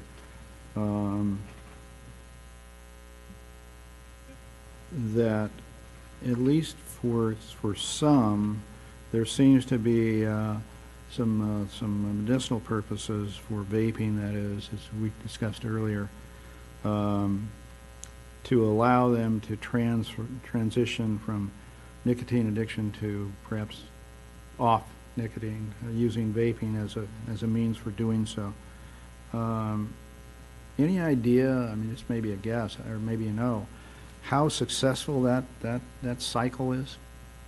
My impression is it's not very, but I'm still here to learn. Sir, I'm not sure I understand. Okay, if you're let's say you're addicted to nicotine, be that through cigarettes or vaping, and you're attempting, well, let's say cigarettes, that's probably more logical. You're attempting to rid that addiction. So you go cigarettes, vaping will allow me to transition, and now I'm at the end of the cycle, I'm free of that nicotine addiction. How frequently, or what percent, is that a successful conclusion? Or do you find that it never happens? Well, seldom happens. I'm not aware of any scientific evidence for that as an evidence-based strategy for weaning off of nicotine. It does stand. Nicotine is an addiction that people struggle with the way other addictions, and it has a relapsing and remitting nature like many other addictions. The fact is that there are vaping products that do not carry nicotine, and I imagine it's true that some individuals will transition from those that contain nicotine to those that do not, and when that occurs, that's beneficial. Okay. A statement was made, which frankly I think is incorrect, but I think someone followed up with a comment that there's not a connection between the vaping industry and the tobacco industry. And I think we've seen evidence provided by the grand jury that that's not the case. If anything, it's moving rapidly in that direction, where tobacco companies are realizing this is their next line of business, enticed by the flavor element. As a marketing strategy, I can understand where that might be effective from their standpoint.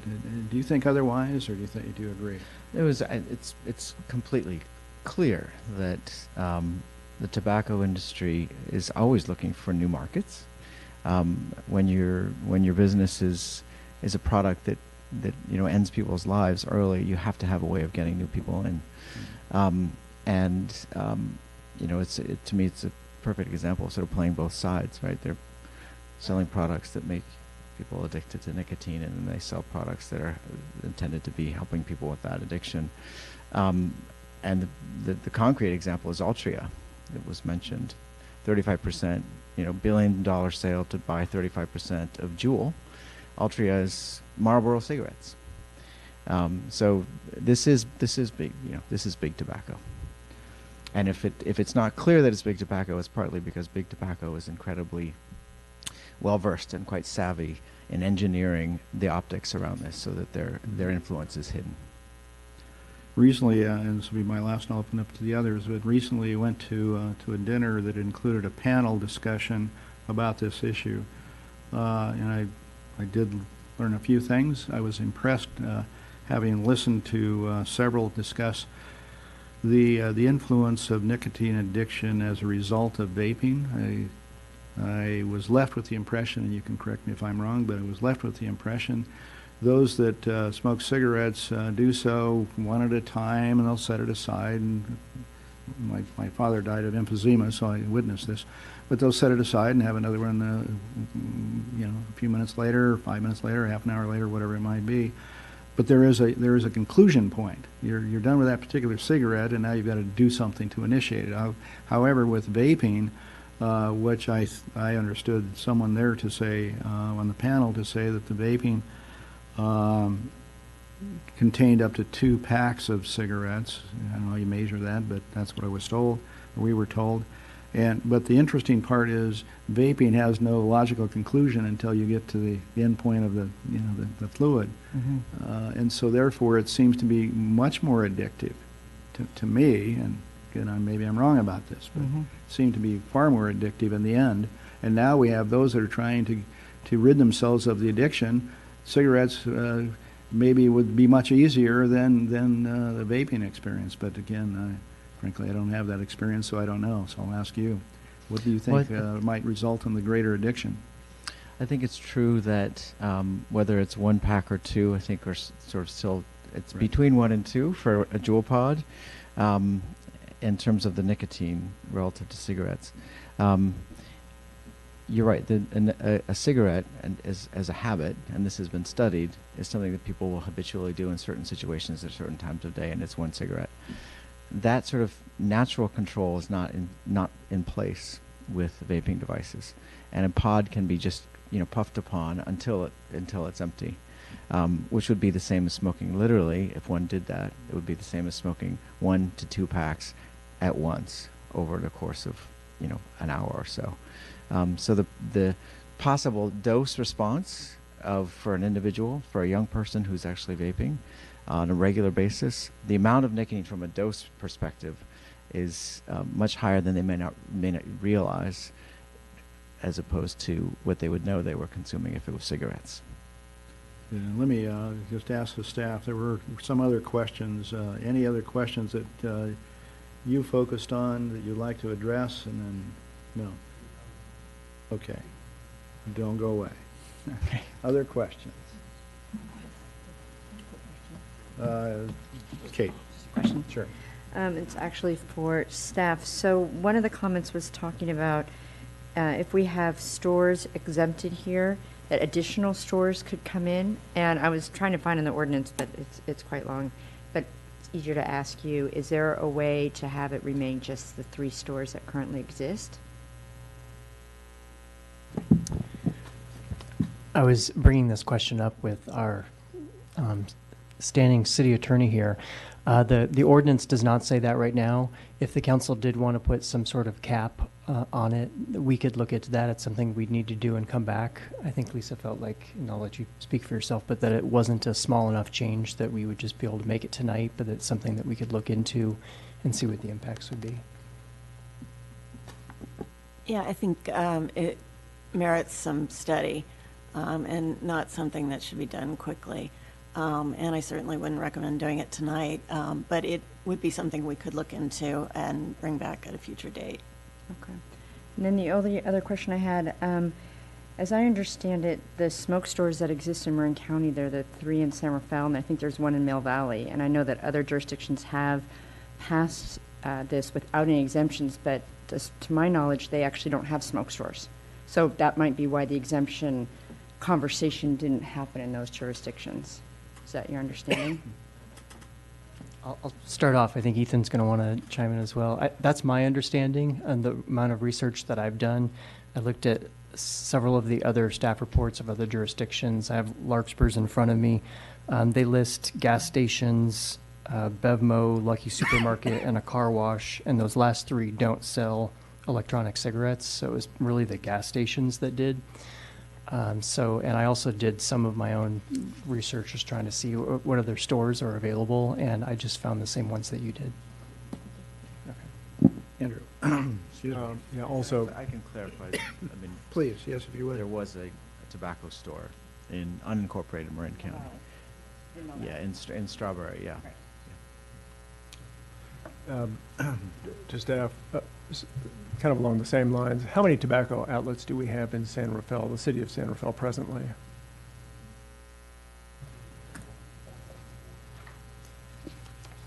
As of 2018, it was 54. So Right. as of the start of the year. And do you know, and I'll pivot back and forth between Dr. Willis and you, do you know how many tobacco outlets there are in the county? I'm looking to staff.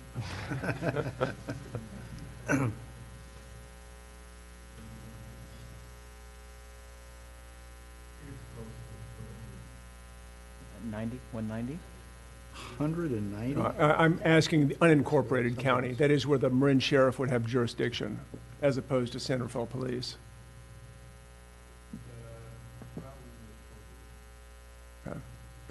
Do you happen to know, because I want to understand better whether or not the enforcement efforts that have taken place, we know what the FDA enforcement efforts were, but I don't want to be misled by that, nor do I want to mislead others.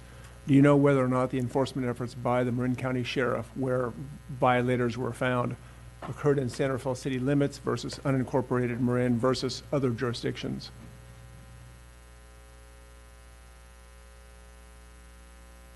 Yeah, I was asked by staff to find out how many illegal sales were made and citations were issued for the city of San Rafael, and there were 10 in the last 3 years. Okay. But many more violations have occurred and citations issued for other jurisdictions in the county. Okay. But Thank you. 10 in San Rafael. Do you happen to know whether any of those 10 were, any of those 10 violators were among the 3 potentially exempt stores? No, they weren't. They were not. Okay. They weren't. Great. Thank you. So of the 54 tobacco outlets we're considering potentially in this ordinance creating an exemption that would benefit 3 of those 54 if those 3 chose to avail themselves of the 2 requirements that we've set forth in the exemption.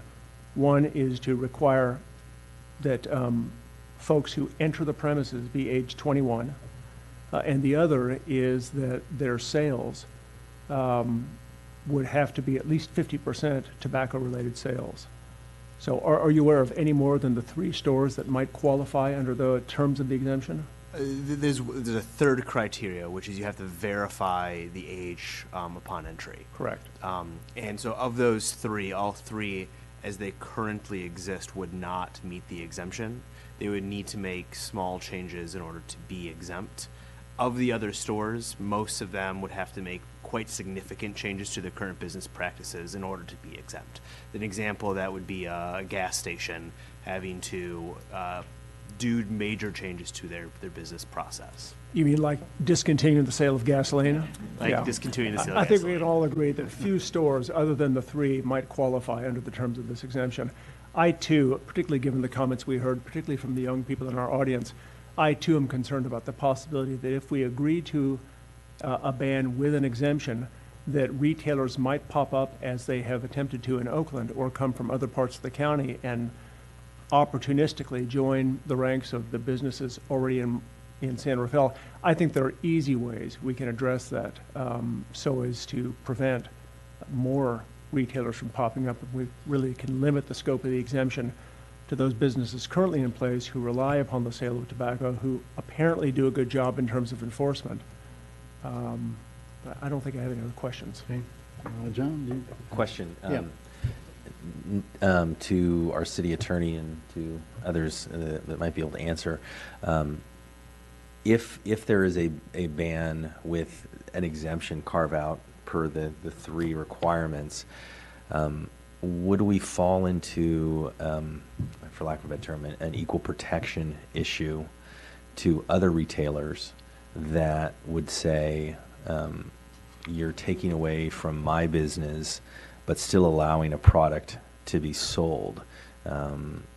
Take, for example, the difference between a gas station where somebody comes in to want to buy gas, they buy their menthol cigarette or their Skull Wintergreen and chips and soda, and now that they can't get those other than the 3 places where we're saying they are available, they lose that potential sale of the other products, even if they weren't offering the flavored tobacco products.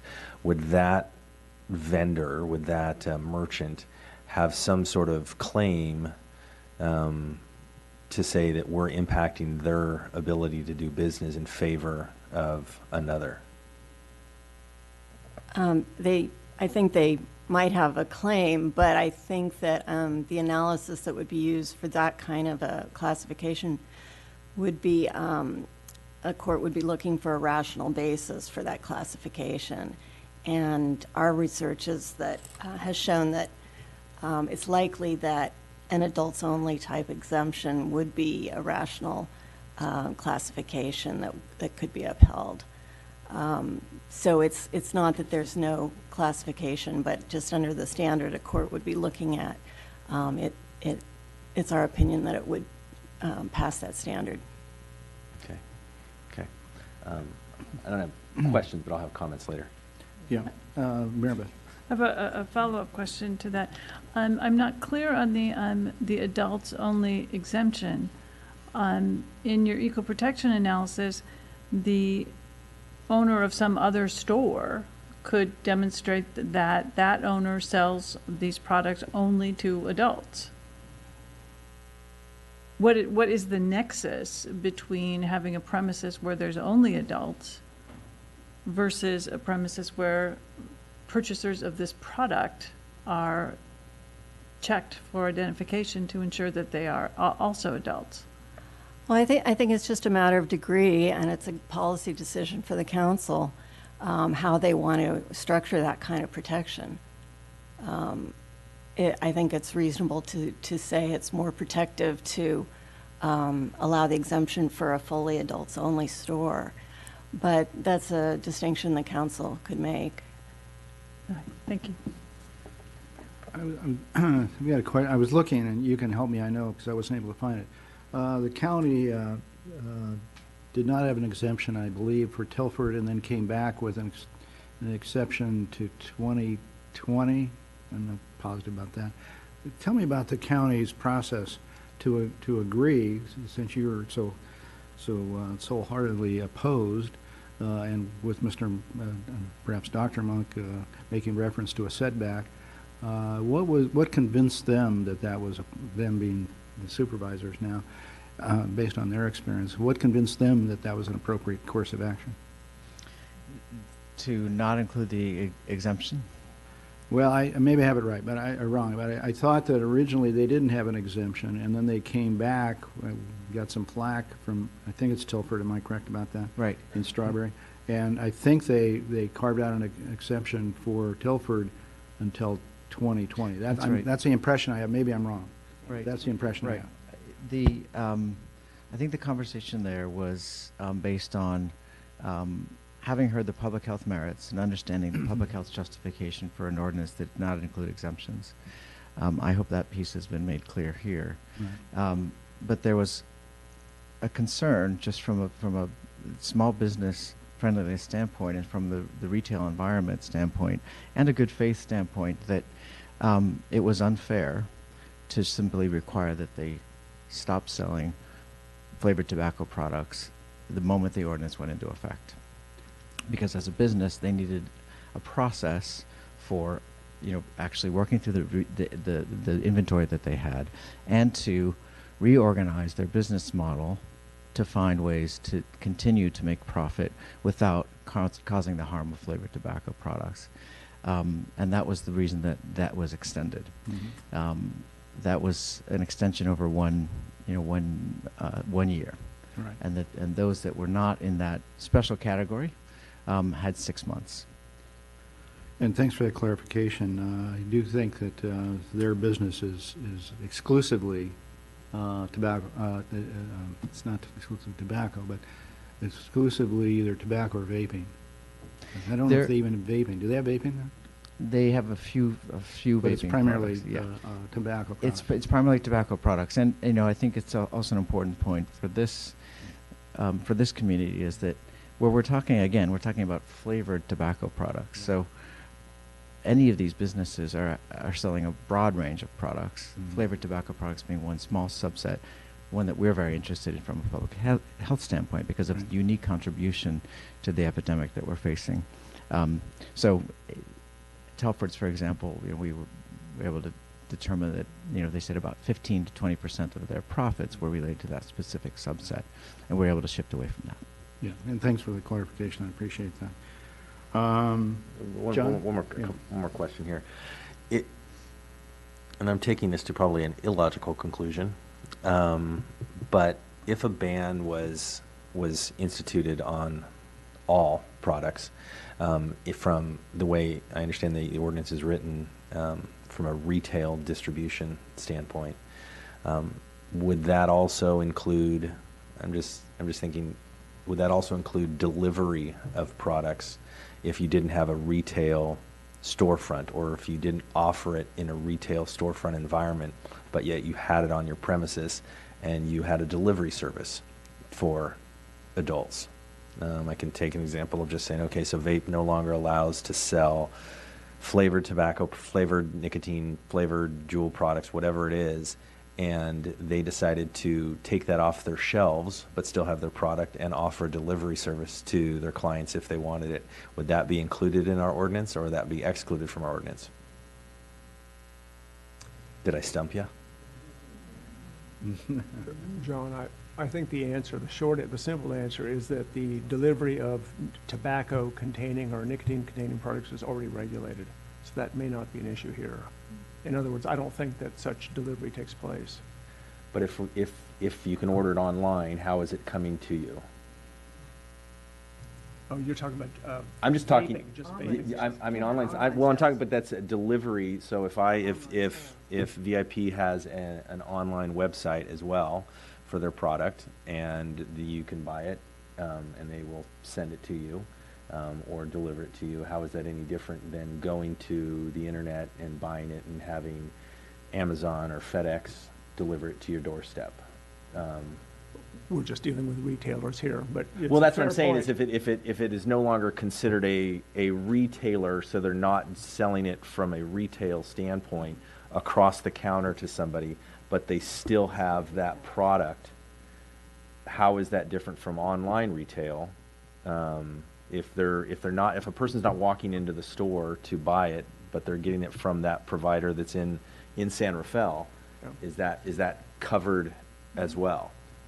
I guess under the ordinance, it doesn't cover it, and therefore it's permitted. And the logical extension would be marijuana delivery. At least it's logical to me. And therefore, it's not prohibited. Well, But I'd be interested in their comment, but that would Mr. be Mayor, my that's reading. not what the ordinance says. But it talks about retail. No, it says sale to minors prohibited. Section 8.15.100. From a retail establishment. No person, business, or tobacco retailer. No person shall offer to sell, or permit to be sold any tobacco product to an individual without requesting and examining identification, establishing the purchase age to be 21 years or greater. I don't know, let's let the experts, I'm just guessing. That's what it says. So I'll attempt to answer this one.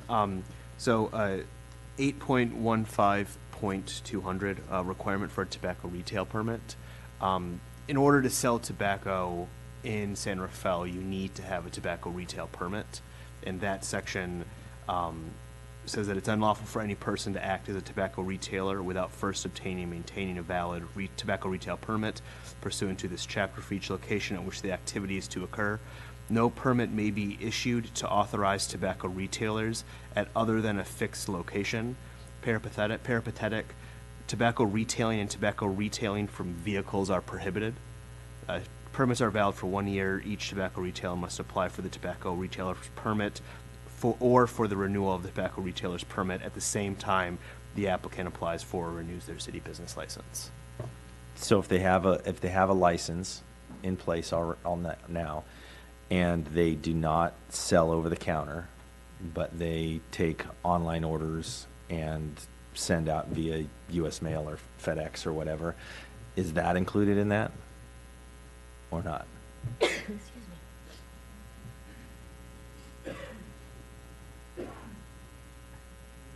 Yeah, the question is, and again, if we're going to do something, I want to make sure that we're doing it the right way. Would it be for a person or a company that already has a tobacco license in the city of San Rafael, and they no longer, we did an outright ban of this, and they no longer sold these products from a retail storefront, but they have, like so many other businesses have, an online presence? Would they, without delivering it by vehicle or anything like that, would they be allowed to sell that via online and have it shipped to the address locally, as would any other product? And I don't know the answer to that, but would they still be able to do that in our ordinance? Well, I think what I'd recommend is that if you want to say that you say that. I don't think it's that clear. Right. And, so if you don't want it to say that, then make that clear. And if you do want it to say that, make that clear. That would be the best thing to do, because I think the way it's written, it's not really clearly contemplating that situation. I just think with the increase of online sales and online distribution of all products, it's kind of the logical progression of where these things might go. And in looking at, that's a question that I have, and I believe you've answered it, so I will save others for comments. Good, thanks. Any other questions? In which case, do we have concluding remarks and a motion with regard to this item? Starting with whoever wishes. Anybody wish to step up? Kate, go. I guess I'll start. First of all, thank you all for coming down this evening, especially the personal stories. We always appreciate hearing from people here, and thank you, Dr. Willis, for coming down, because when we first started talking about it, we all looked at each other and said, we do not have the medical expertise, so we appreciate you filling that out. One thing that you said, Dr. Willis, really struck me, and that's it's not a problem of retailers, it's a problem of demand. People want the product, and I would add to that a problem of access. And so for me, addressing those issues is what's key, and I think the online access is a big issue too, and we can't regulate the online access. I think you had some good points there. I think people can go online and purchase these, and the stories that were told about parents purchasing the products for their kids, that's a whole other conversation that for me, I'm not even sure how we'd have a policy that regulates how parents interact with their kids around illegal smoking products. So I continue to believe that the carve-out directly and effectively balances what we're trying to do. I think we've written it very narrow. Appreciate the city attorney's office, and I think Vice Mayor McCullough helped write that. So it is narrow, and we wouldn't have, I would absolutely want us to have included the additional conversation we talked about and having it limit it to the ones that can meet those three objectives. And I'm really been pondering the whole suggestion that if we don't also have a 100% ban, if we include the exception that it's somehow minimizing what's going on in Marin County, and I for me, it was not as a compelling argument. I really believe in what the VIP, and they've done a great job of representing themselves. We have the data that shows that they have not been selling to younger folks, that it's a product that adults obviously want. We had a whole room full of adults 2 different nights that came and said that they wanted it. And it's interesting because up here we have a lot of lenses through which we look at these policy decisions. It's not just a health lens. And you provided that really articulately for us. But in addition, to me, it's these other lenses in terms of having small business owners have their successful business, having the adults in our community have access to products. So for me, my motion would be to come back, I guess, with additional verbiage regarding the 3, or whatever we talked about, having a limit of the number of outlets that would be available. Let me just comment for a minute on the process and see if this makes sense. We really have a primary issue, which is the banning. A sub-part of that is the exemption. So I would suggest that we break this up a little bit. We talk first a motion about the, as in our staff report, I'm not sure it's recommended, but as it's presented, with regard to the banning issue itself. Recognizing that that may be followed by a second motion to either include or exclude since it's already included, motion to exclude the banning. So think in terms of, okay, are we going to be individually in favor of the broader issue, and then we'll address this second part, just so you know where I think we ought to be going. Yeah, no, and then I'll further clarify. Thank you for that. Absolutely agree. We need to reduce. I mean, the numbers of the vaping numbers having to do with the youth, to me, are eye-opening, to say the least. Which is why I really want to look at the access. So, to answer your question, I guess it would be yes, I would support a ban, but I would also support an exemption. Well, we'll take that into okay. Just to simplify it some. Because if the first motion doesn't pass, the second is moot. Okay. Well, you understand what? Can I just offer, okay. Just for that process point please. of clarification? I think it's in terms of many of the supporters of the ban, their support is contingent, myself included, on having no exemptions. So there would be that second. There's almost limited value from a public health standpoint in the yes and a yes versus a yes and a no. And I respect your opinion, but we've heard that, and we'll take that in consideration. Okay, thank you. That will not be a factor in our decision that we have to make, which is either with or without. If we I'm trying to clarify the process in terms of the ordinance being one ordinance versus two. Okay. I appreciate your opinion. It is divisible, though. Other questions, comments? Yeah. So obviously, this is a difficult topic to discuss and difficult situation for us to be dealing with right now. My take on this from the beginning is that I believe that this is best handled at the state and federal level, and to determine whether or not they want to ban the products altogether.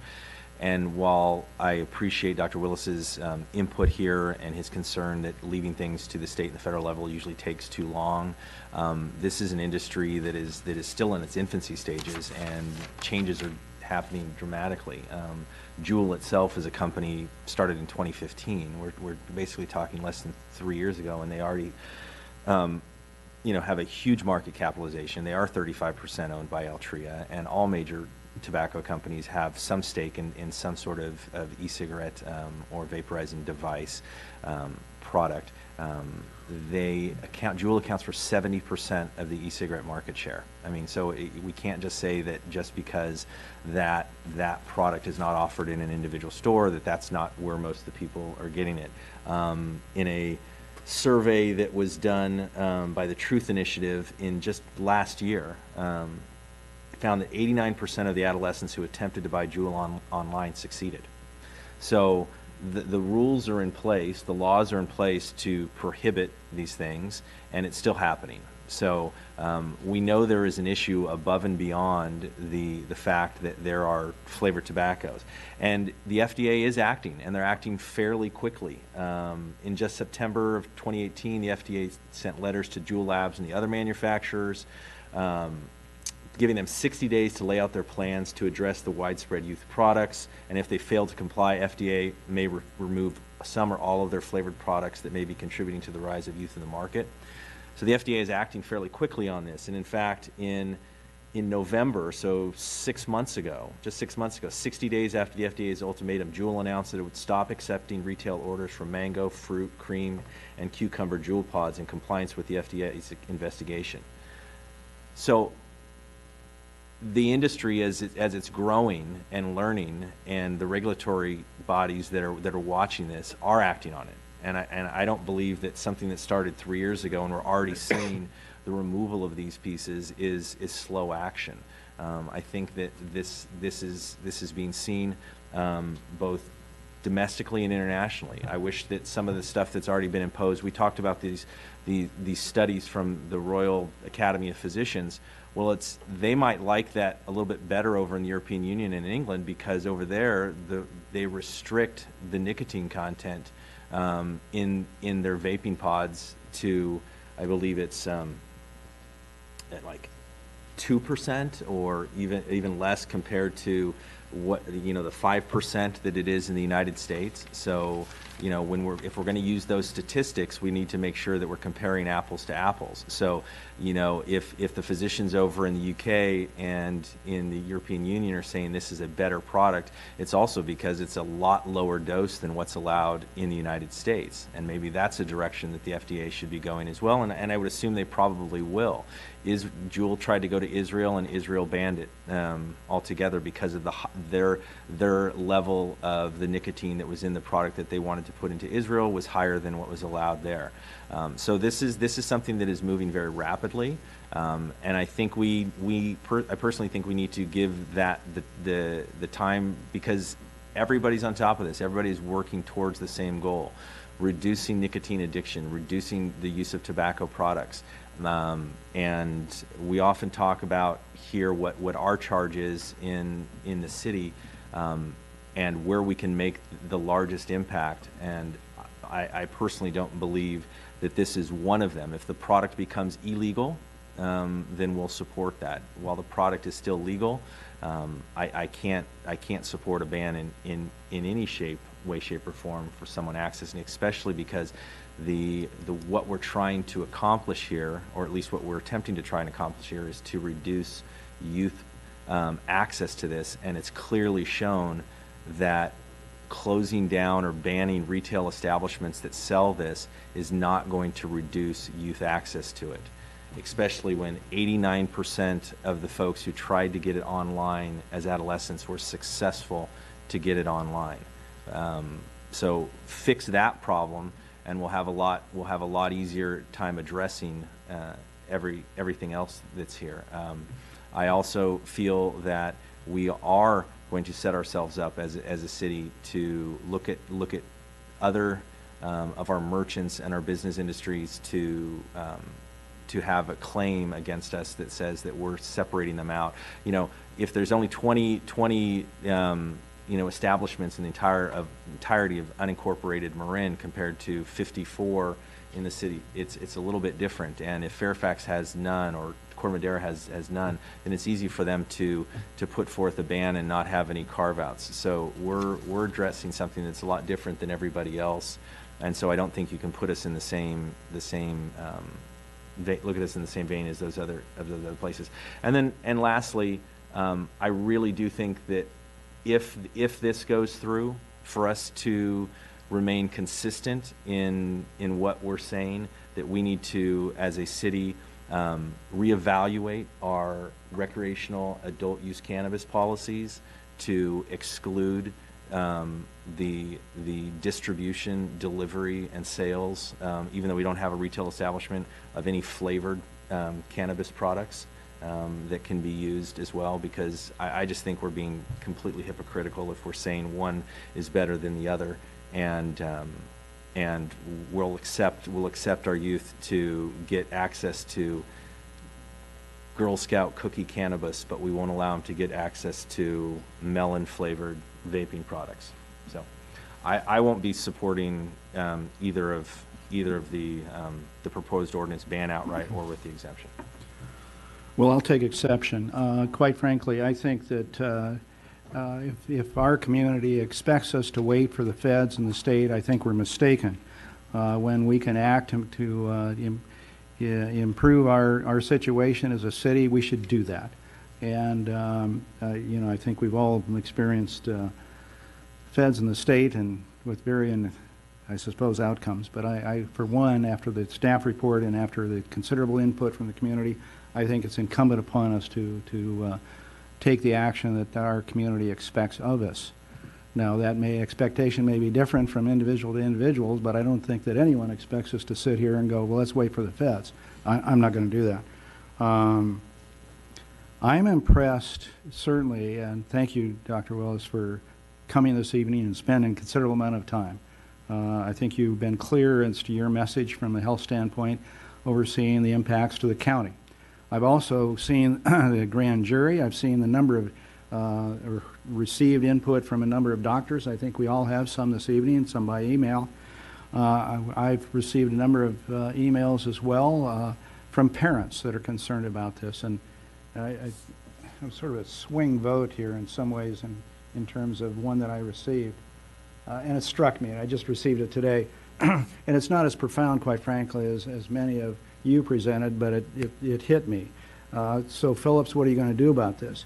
It is addressed to me, and maybe others received it as well, from a resident of San Rafael. I'm a San Rafael resident, mother of 4 daughters in Sun Valley and Davidson schools, 9 through 13 years old, writing to express my grave concerns regarding the sale of flavored vapes in San Rafael.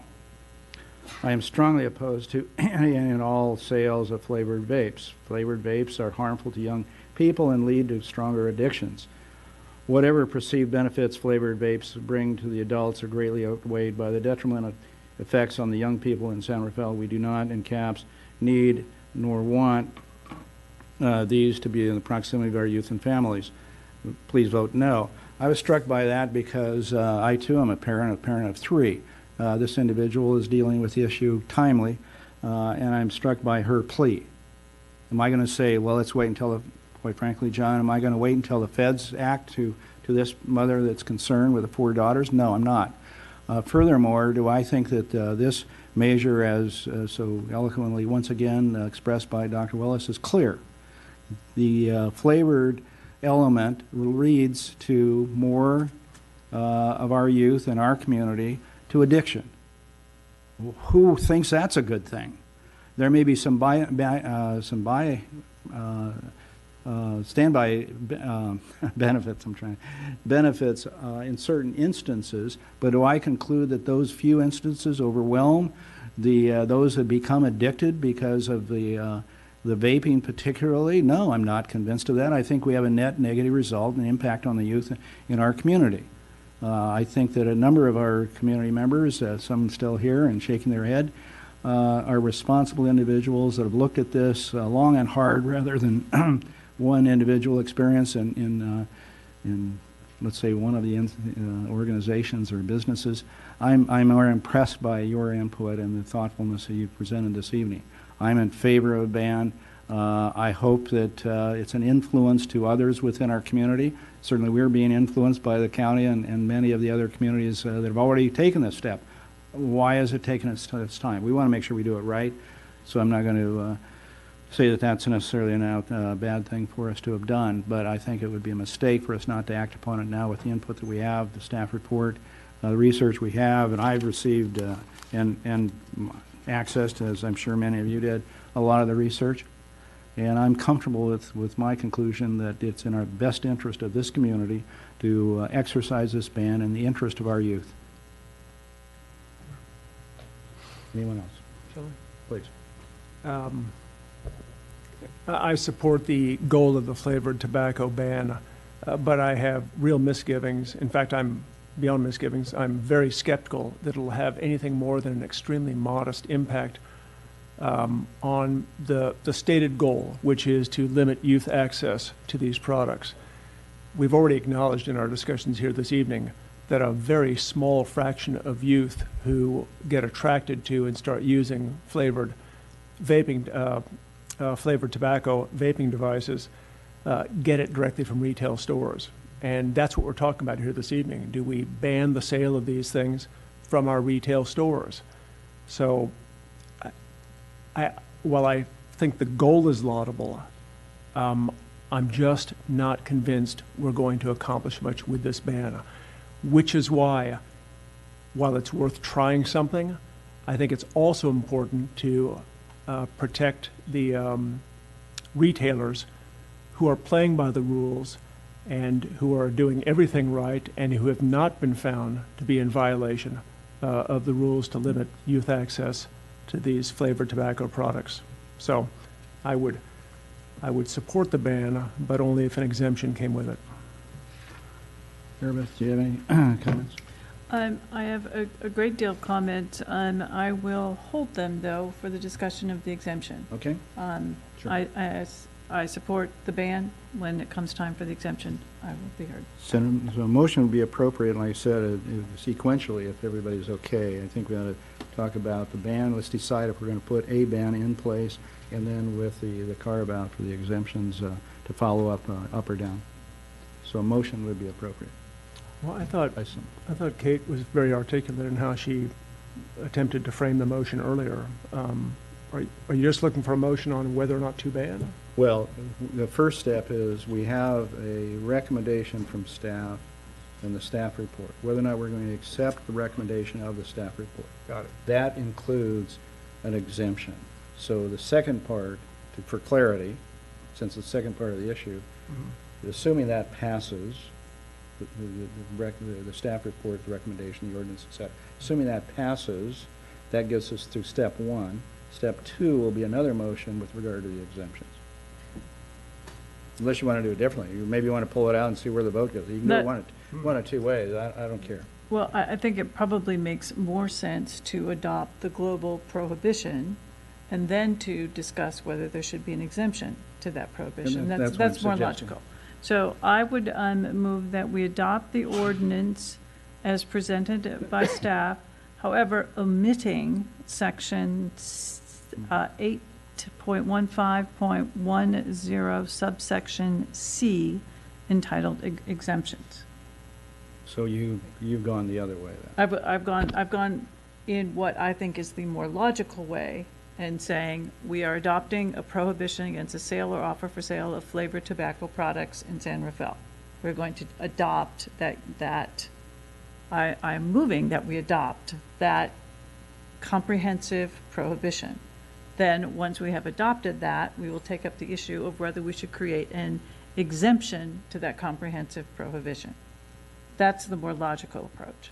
Well, it's fine. It's fine either way. So your motion is with regard to adopting the recommendation of the staff, with the exception of what the section is, 8 something or other.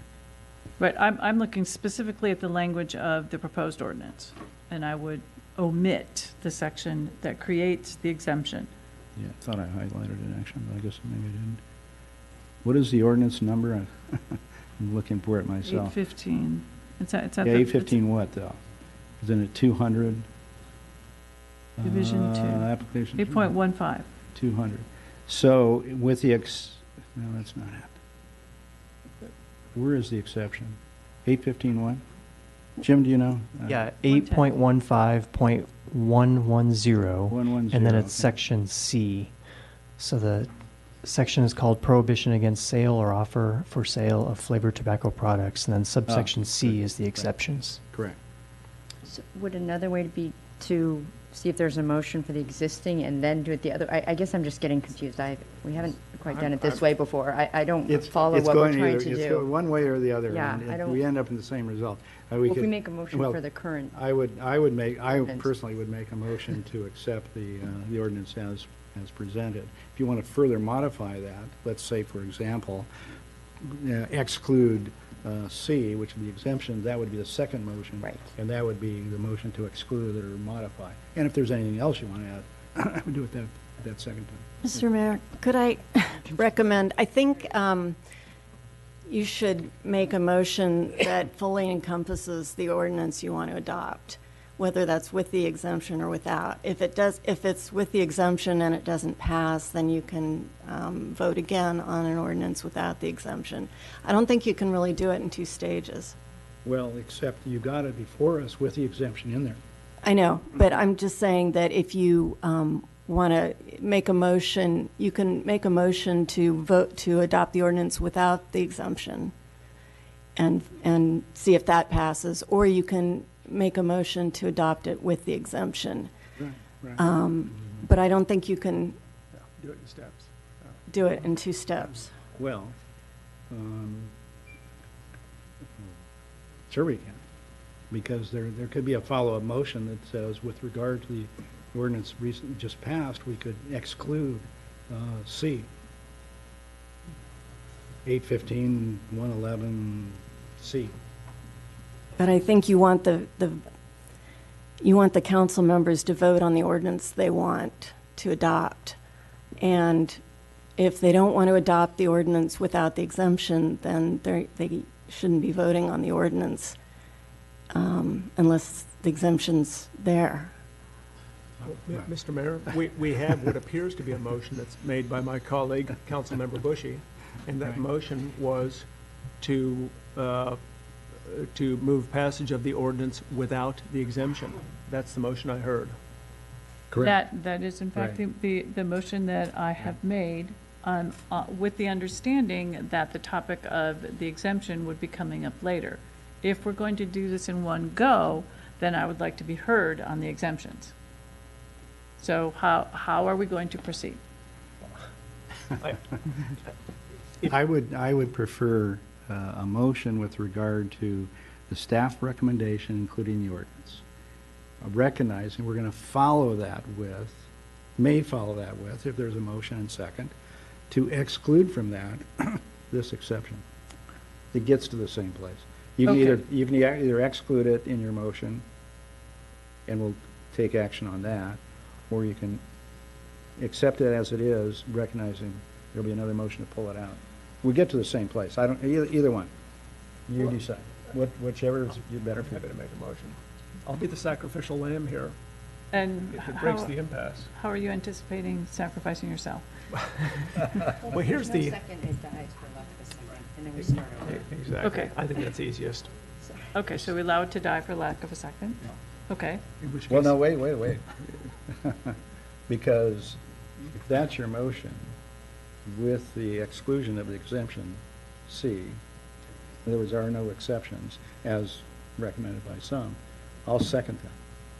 Okay. Oh, it's moved and Moved seconded. and second, roll call, please. Would you please restate that motion for the record? Thank you. Well, why would you need that? Yeah.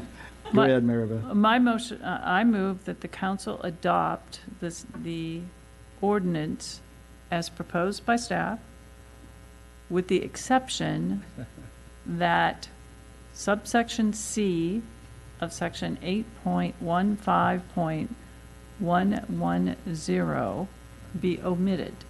The omitted section is entitled exemptions. And I second that motion. And can I just make, just for the city attorney, a clarification that we're passing the ordinance to print and not adopting the ordinance this evening? Yes. Correct. Correct.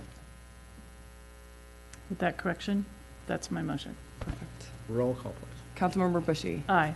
Councilmember Collin. No. Councilmember Gamblin. No. Vice Mayor McCullough. No. Mayor Phillips. Aye, the matter fails. 2-3.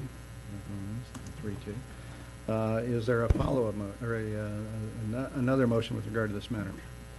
Well, yes.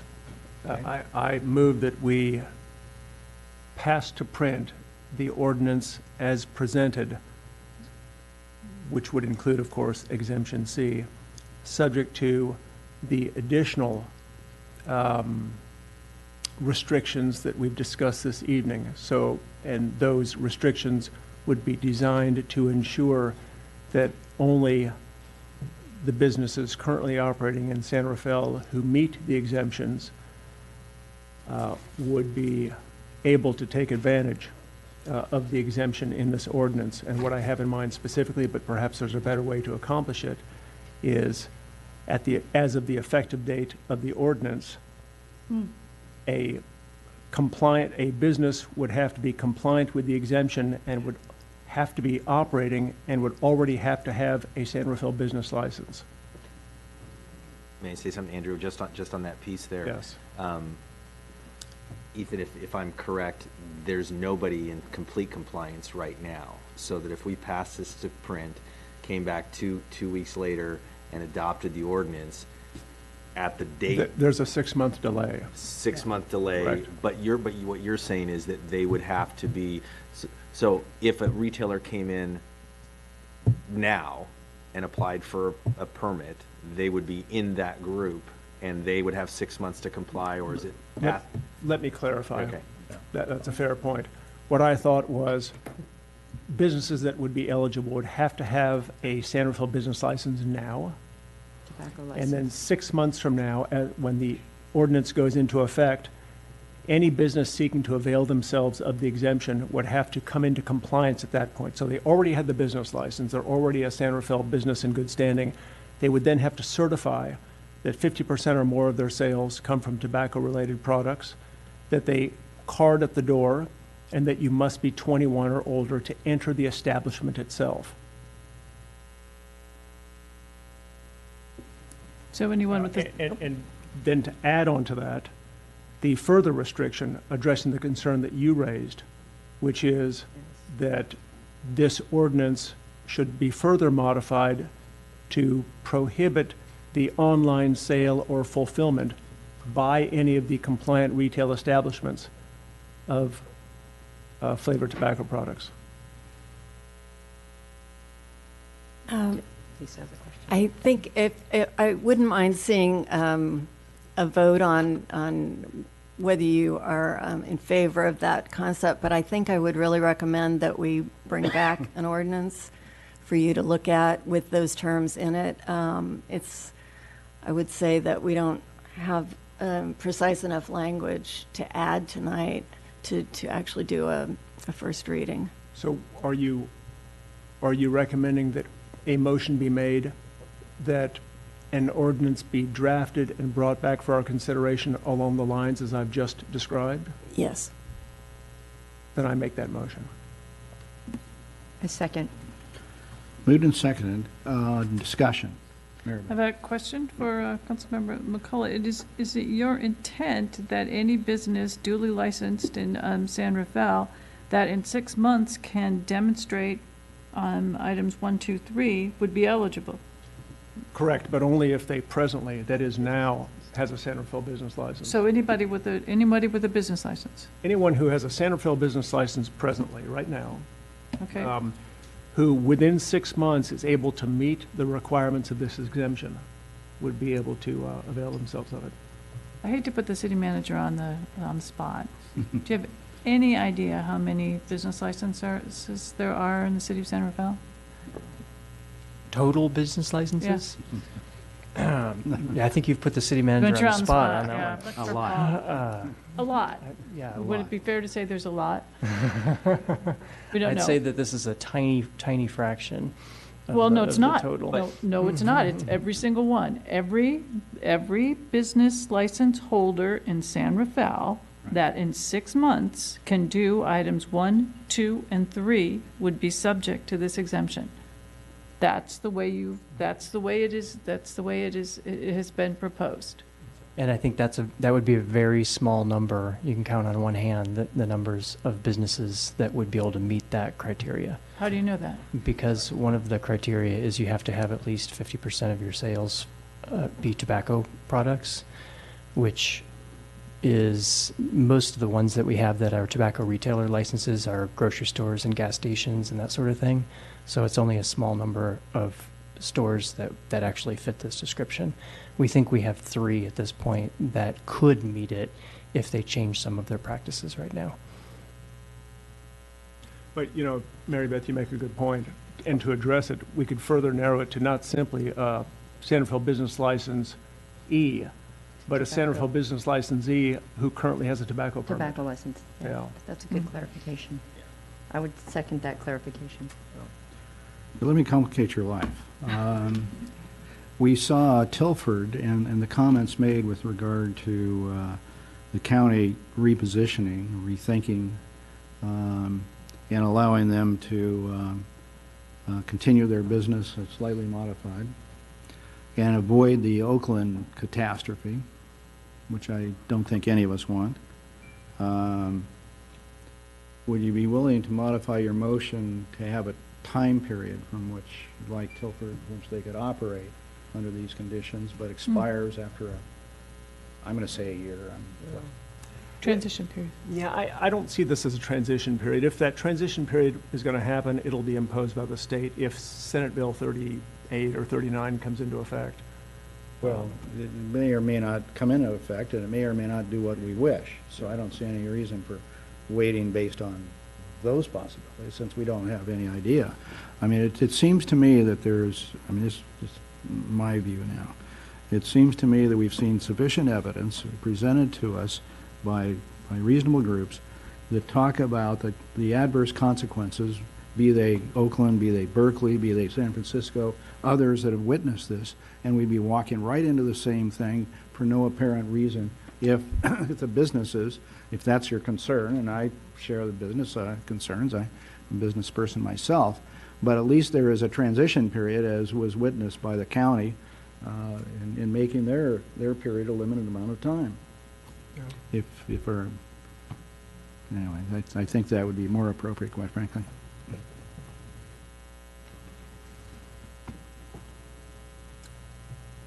But now, where do I go with this? Because you got a motion on the table.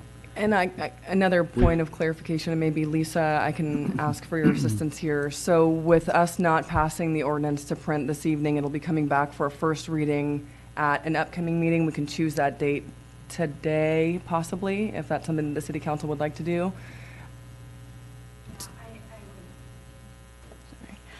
I would recommend that we leave that open. Okay. And so then the motion would be basically to provide feedback. Essentially, we're providing feedback to staff to come back with an ordinance at a future date. Yeah, Correct. would it be the first reading or not? Because it's going back, so it comes back. Yeah, it would still be a first reading, that's what I'm understanding. Yeah, it would be redrafting the ordinance according to council direction to be brought back for first reading at a future date. Okay. There is a motion, and I haven't heard other comments. I'm not sure where the sentiment is at this point. Do you have any comments with regard to the motion that's before us? I had a second on Vice Mayor McCullough's input. Okay. You're very in that case, motion. Councilmember Bushy? No. Councilmember Collins? Aye. Councilmember Gamblin? No. Vice Mayor McCullough? Aye. Mayor Phillips? That's interesting. Holy cow. Take it. Oh, my goodness. Take it. No. And I would be receptive to that motion if it was further modified for a period of time of operations. I'll just lay that out there. Is there such a motion? Got to go somewhere, folks. Can we make a motion to, for the city clerk and the city attorney, we didn't approve any of the ones that were recommended. The actions taking is to provide further direction to staff to come back at a later date with an updated ordinance? We could do that, except if I were staff, I wouldn't know where to go with that, based on the discussion and the motions and so forth. So I will offer a motion to further modify that previously passed to include a time frame for the permitted activity of 1 year. And if that doesn't pass, then I don't know what other alternatives we have before us other than call it a day. So is there a second regarding that motion? So, Mayor, just to clarify, so that's copying the county action, which was actually a 100% ban, but they just happen to have a 1-year time frame to sell out the inventory. Okay. Right. Yeah, they've got Okay, inventory, they're going to have to change their no business exemptions. model. Right, so it'd be yeah. following the county with no exceptions for the no carve-outs. After the 1 year time frame. The exception will be that they can operate as they have been for a year. Right, so it's the same, right. It's a similar, okay. And point of clarification, Yeah. Mr. Mayor, is it your intention that this 1-year sort of transition period will apply only to the 3 currently Yes. operating? Yes. Okay, so your view is to take basically put a time limit on the exemption? Correct. Adopt the exemptions as proposed, but put a time limit on them? Correct. Okay, I understand that. Thank you. Is there a second? with regard to Second. that motion? Thank you very much. Any further discussion? Really quick, back to you, Madam City Attorney. If we do a carve out, or if we do this exemption, excuse me, if we have the exemption in there for the 3 retailers or the ones that could meet that at this point that is listed, and we only do that for a year, do we then again reopen, even make it more prevalent for other retailers that are currently doing it, gas stations, grocery stores, or whatever, to come back to us and saying, you're going to ban it for everyone, you're only exempting these 3, what about us? Should we, if we're going to do an exemption, the 54 people that currently have a license, should they all be given a chance to sell out their inventory in a year as well? Well, I think that's a policy decision for the council, how you want to frame your ordinance.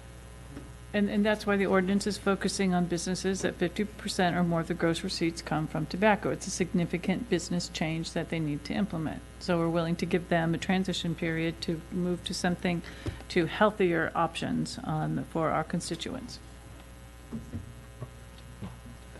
Correct me if I'm wrong, Ethan. Currently, are there any of these 3 that make 50% of their revenue from the sale of these flavored tobacco products? It's just tobacco in general. Or is it tobacco in general? It's tobacco and tobacco products. Tobacco and tobacco products. And do they all currently meet that 50% of their sales revenue right now? From what I have discussed with the businesses, yes. Including VIP, I presume. Not to center them out, but Yeah, obviously there's been a lot of the discussion. 3 businesses, they have all indicated that they make 50% or more of their gross receipts on tobacco products. If this this motion passes, and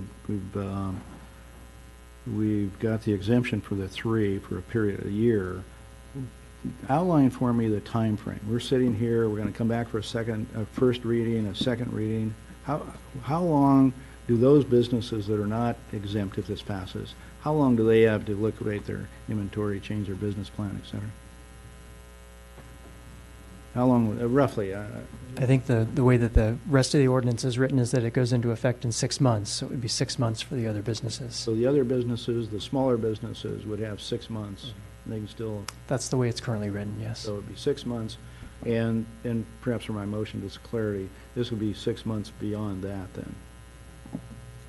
As I understand your motion, Mr. Mayor, you'd be adding on 6 months beyond that, Correct. just for the businesses that meet those criteria. Yeah, and thank you for that, I wasn't that clear.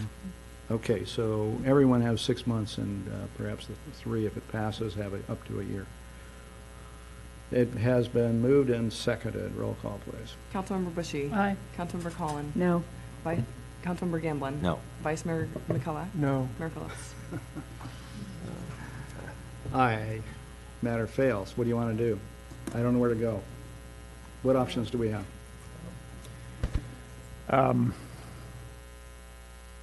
Any help, Jim? The only thing I'm thinking of is that there are a number of questions that came up tonight regarding, which have business licenses, which are tobacco retailers. We can continue to work with the stores that we think would be exempted under the rules that are currently in this ordinance and come back. We always appreciate working with Dr. Willis and others at the county. So we can continue to work with the stakeholders and Dr. Willis and see if we can come back with something that the majority of the council can support. We also thought only about a week ago that SB 38 was in the suspense file, and we thought that it was going to stop. And we just found out recently, as Ethan pointed out, that it is continuing forward. So a little bit of extra time on this may not hurt from the standpoint of seeing what happens as that goes onto the Senate floor.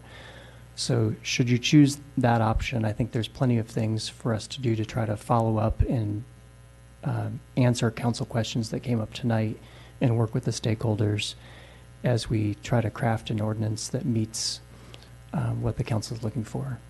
So I'd give you that option if that's something that's useful tonight. I'm also happy to continue to work with the individual council members or a subcommittee of the council if you'd like on this topic as well. I don't want to subcom. Let me just ask, try to figure out where to go with this thing. The last motion talked about a period of which, let's focus on the 3 for the moment, can operate without restriction. Now, that period of a year was somewhat arbitrary. I'll grant you that, arbitrary. So my question is there a period of time you feel more comfortable than, if you don't like the 1 year, a period of time in which this phase-out period would be acceptable? Or is just the concept no good? Yeah, just for me, I'm not wild about the concept because I just have a different view of this. I don't believe retailing is at the heart of the problem of youth access to these flavored tobacco products. I think the problem lies elsewhere, but to the extent that there is some nexus, then we should do what we can, which is why I support the ban generally. But I think it's fair to exempt businesses that are responsible actors and who rely substantially on tobacco revenues for their livelihoods. And maybe that period, if you're going to press it, the period goes until it's outlawed by the state. But until such time, those businesses that comply with these very strict exemption requirements should be allowed to continue to operate.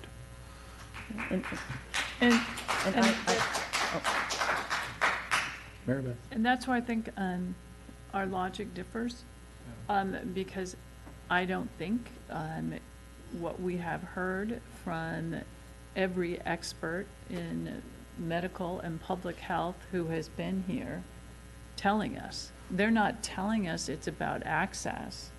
They're telling us it's about the unique features of this flavoring that is uniquely directed and contemplated by this industry to be targeted at young people. It's not about access, it's about the very existence of this particular product because of its unique features. The public health officer from the county of Marin is here, has presented compelling factual and medical testimony.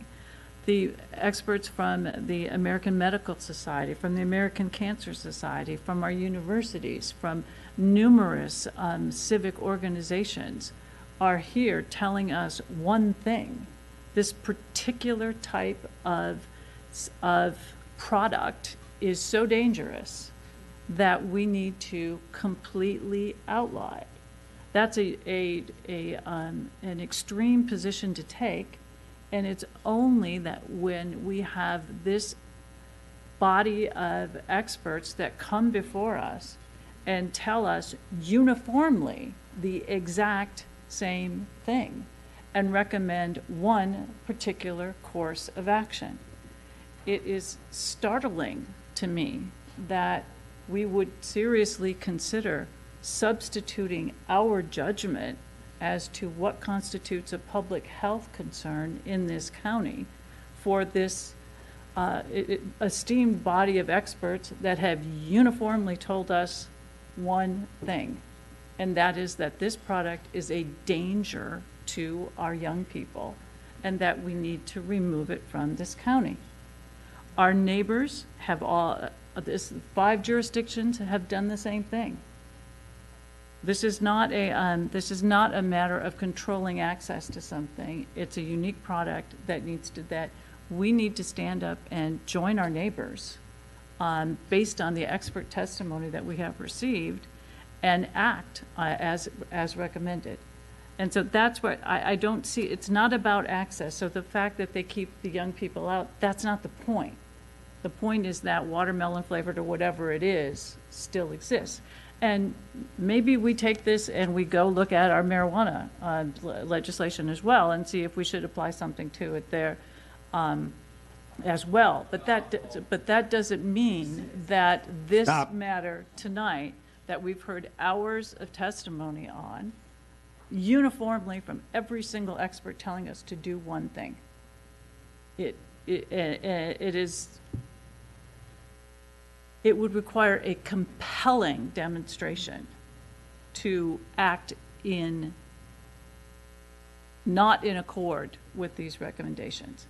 I understand our businesses. I understand that they are engaged in what is at the moment a lawful business. They should have some transition time to sell their inventory and accommodate themselves to a different business line. But we have in front of us a very compelling record that leads us to really only one action. And I really think that we should take that. And to kick this over, we've had 2 hearings already. We need to make a decision and move forward. Well stated. If I could just very briefly respond. Mary Beth, I don't disagree with your passion on the subject, and I share it to a large extent. But I take issue in one very important respect.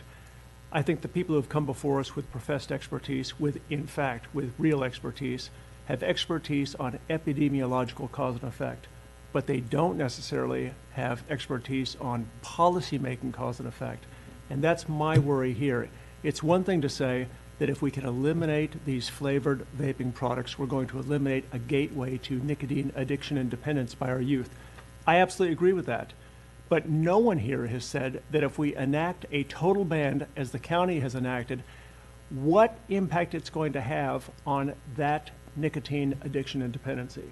Is it 1%, 5%, 90%? What we do know, and I'm interpolating the data, is 5 to 15%, assuming it's true, the self-reporting is true, 5 to 15% of youth access to these products is through retail outlets. So we have at least 85% of access coming online from parents from other places. We're not addressing that tonight, and it's not enough for me to say I'm prepared to put people out of business so we can address 5 to 15% of a problem. That's what I worry about. But with all due respect, Mary Beth, I agree with the goal here. I just don't think this is the step to achieve it. Well, that's why, quite frankly, I offered the possibility, maybe a midpoint, to allow for the businesses to change their model and presumably survive and do well. So we're not putting anybody out of business. I don't see that. I would be hard pressed. I bet 5 years from now we haven't put one out of business. That's my guess, but I'm probably pretty good at this stuff. And furthermore,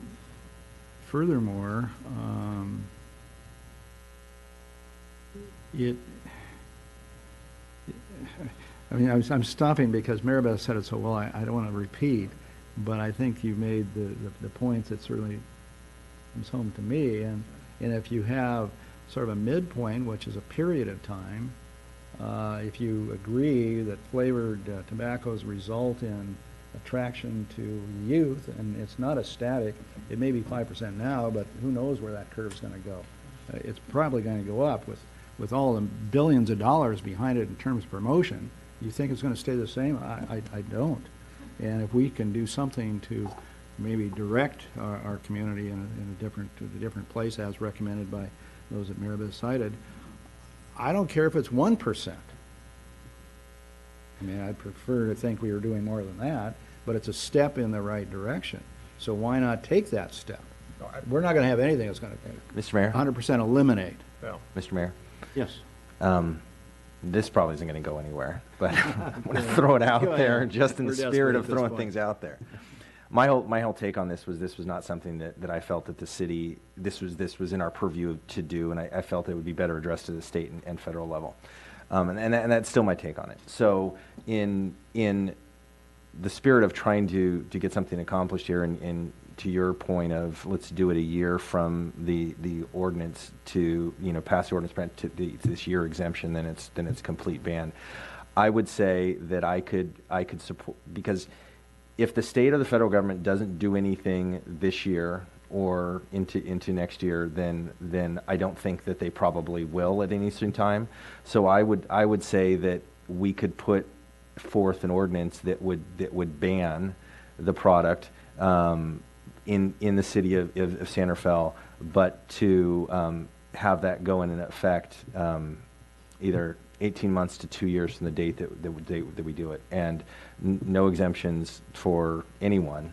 And that would allow all retailers, not just the three that are here that get their, but grocery stores, gas stations, whatever, to remove everything from their shelves.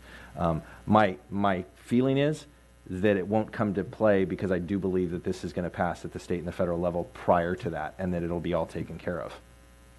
And if it doesn't, then shame on them for not doing it, and then our ordinance will go into play. I think that may be a good approach. What if we say, I'm just throwing this out now, what if we say, let's say 18 months, unless, and I don't know if you want to identify Senate Bill 35 as a point of reference, unless the Senate Bill 35 passes, in which case it's returned here for further consideration. I like the way John framed it. We adopt the prohibition, it goes into effect in 18 months. Our hope is that it is meaningless, because other more broadly equipped levels of government will have taken action by then. The only thing is, we don't know what it's going to say. I mean, by definition, it hasn't passed, so we don't know. I would say that if, one possibility. But we're not going to know what it's going to say, but we'll know what its effect is, because they will pass something, and if 18 months, Right. and if 18 months go by and our ordinance still matters, we Right. will know that they haven't done enough. So we will know that in 18 months, this will be over, That's what one I'm way saying, or we can another. bring it back. You could have that permanent. We don't want to start over Okay, again. okay. It's been so Is much there a fun. motion? John, Mr. Mayor, sure. can I just clarify, because I thought I heard Councilmember Gamlin say 18 months for all businesses. You're not talking about the three that meet certain criteria. Right. Okay. Exactly. I'm Thanks.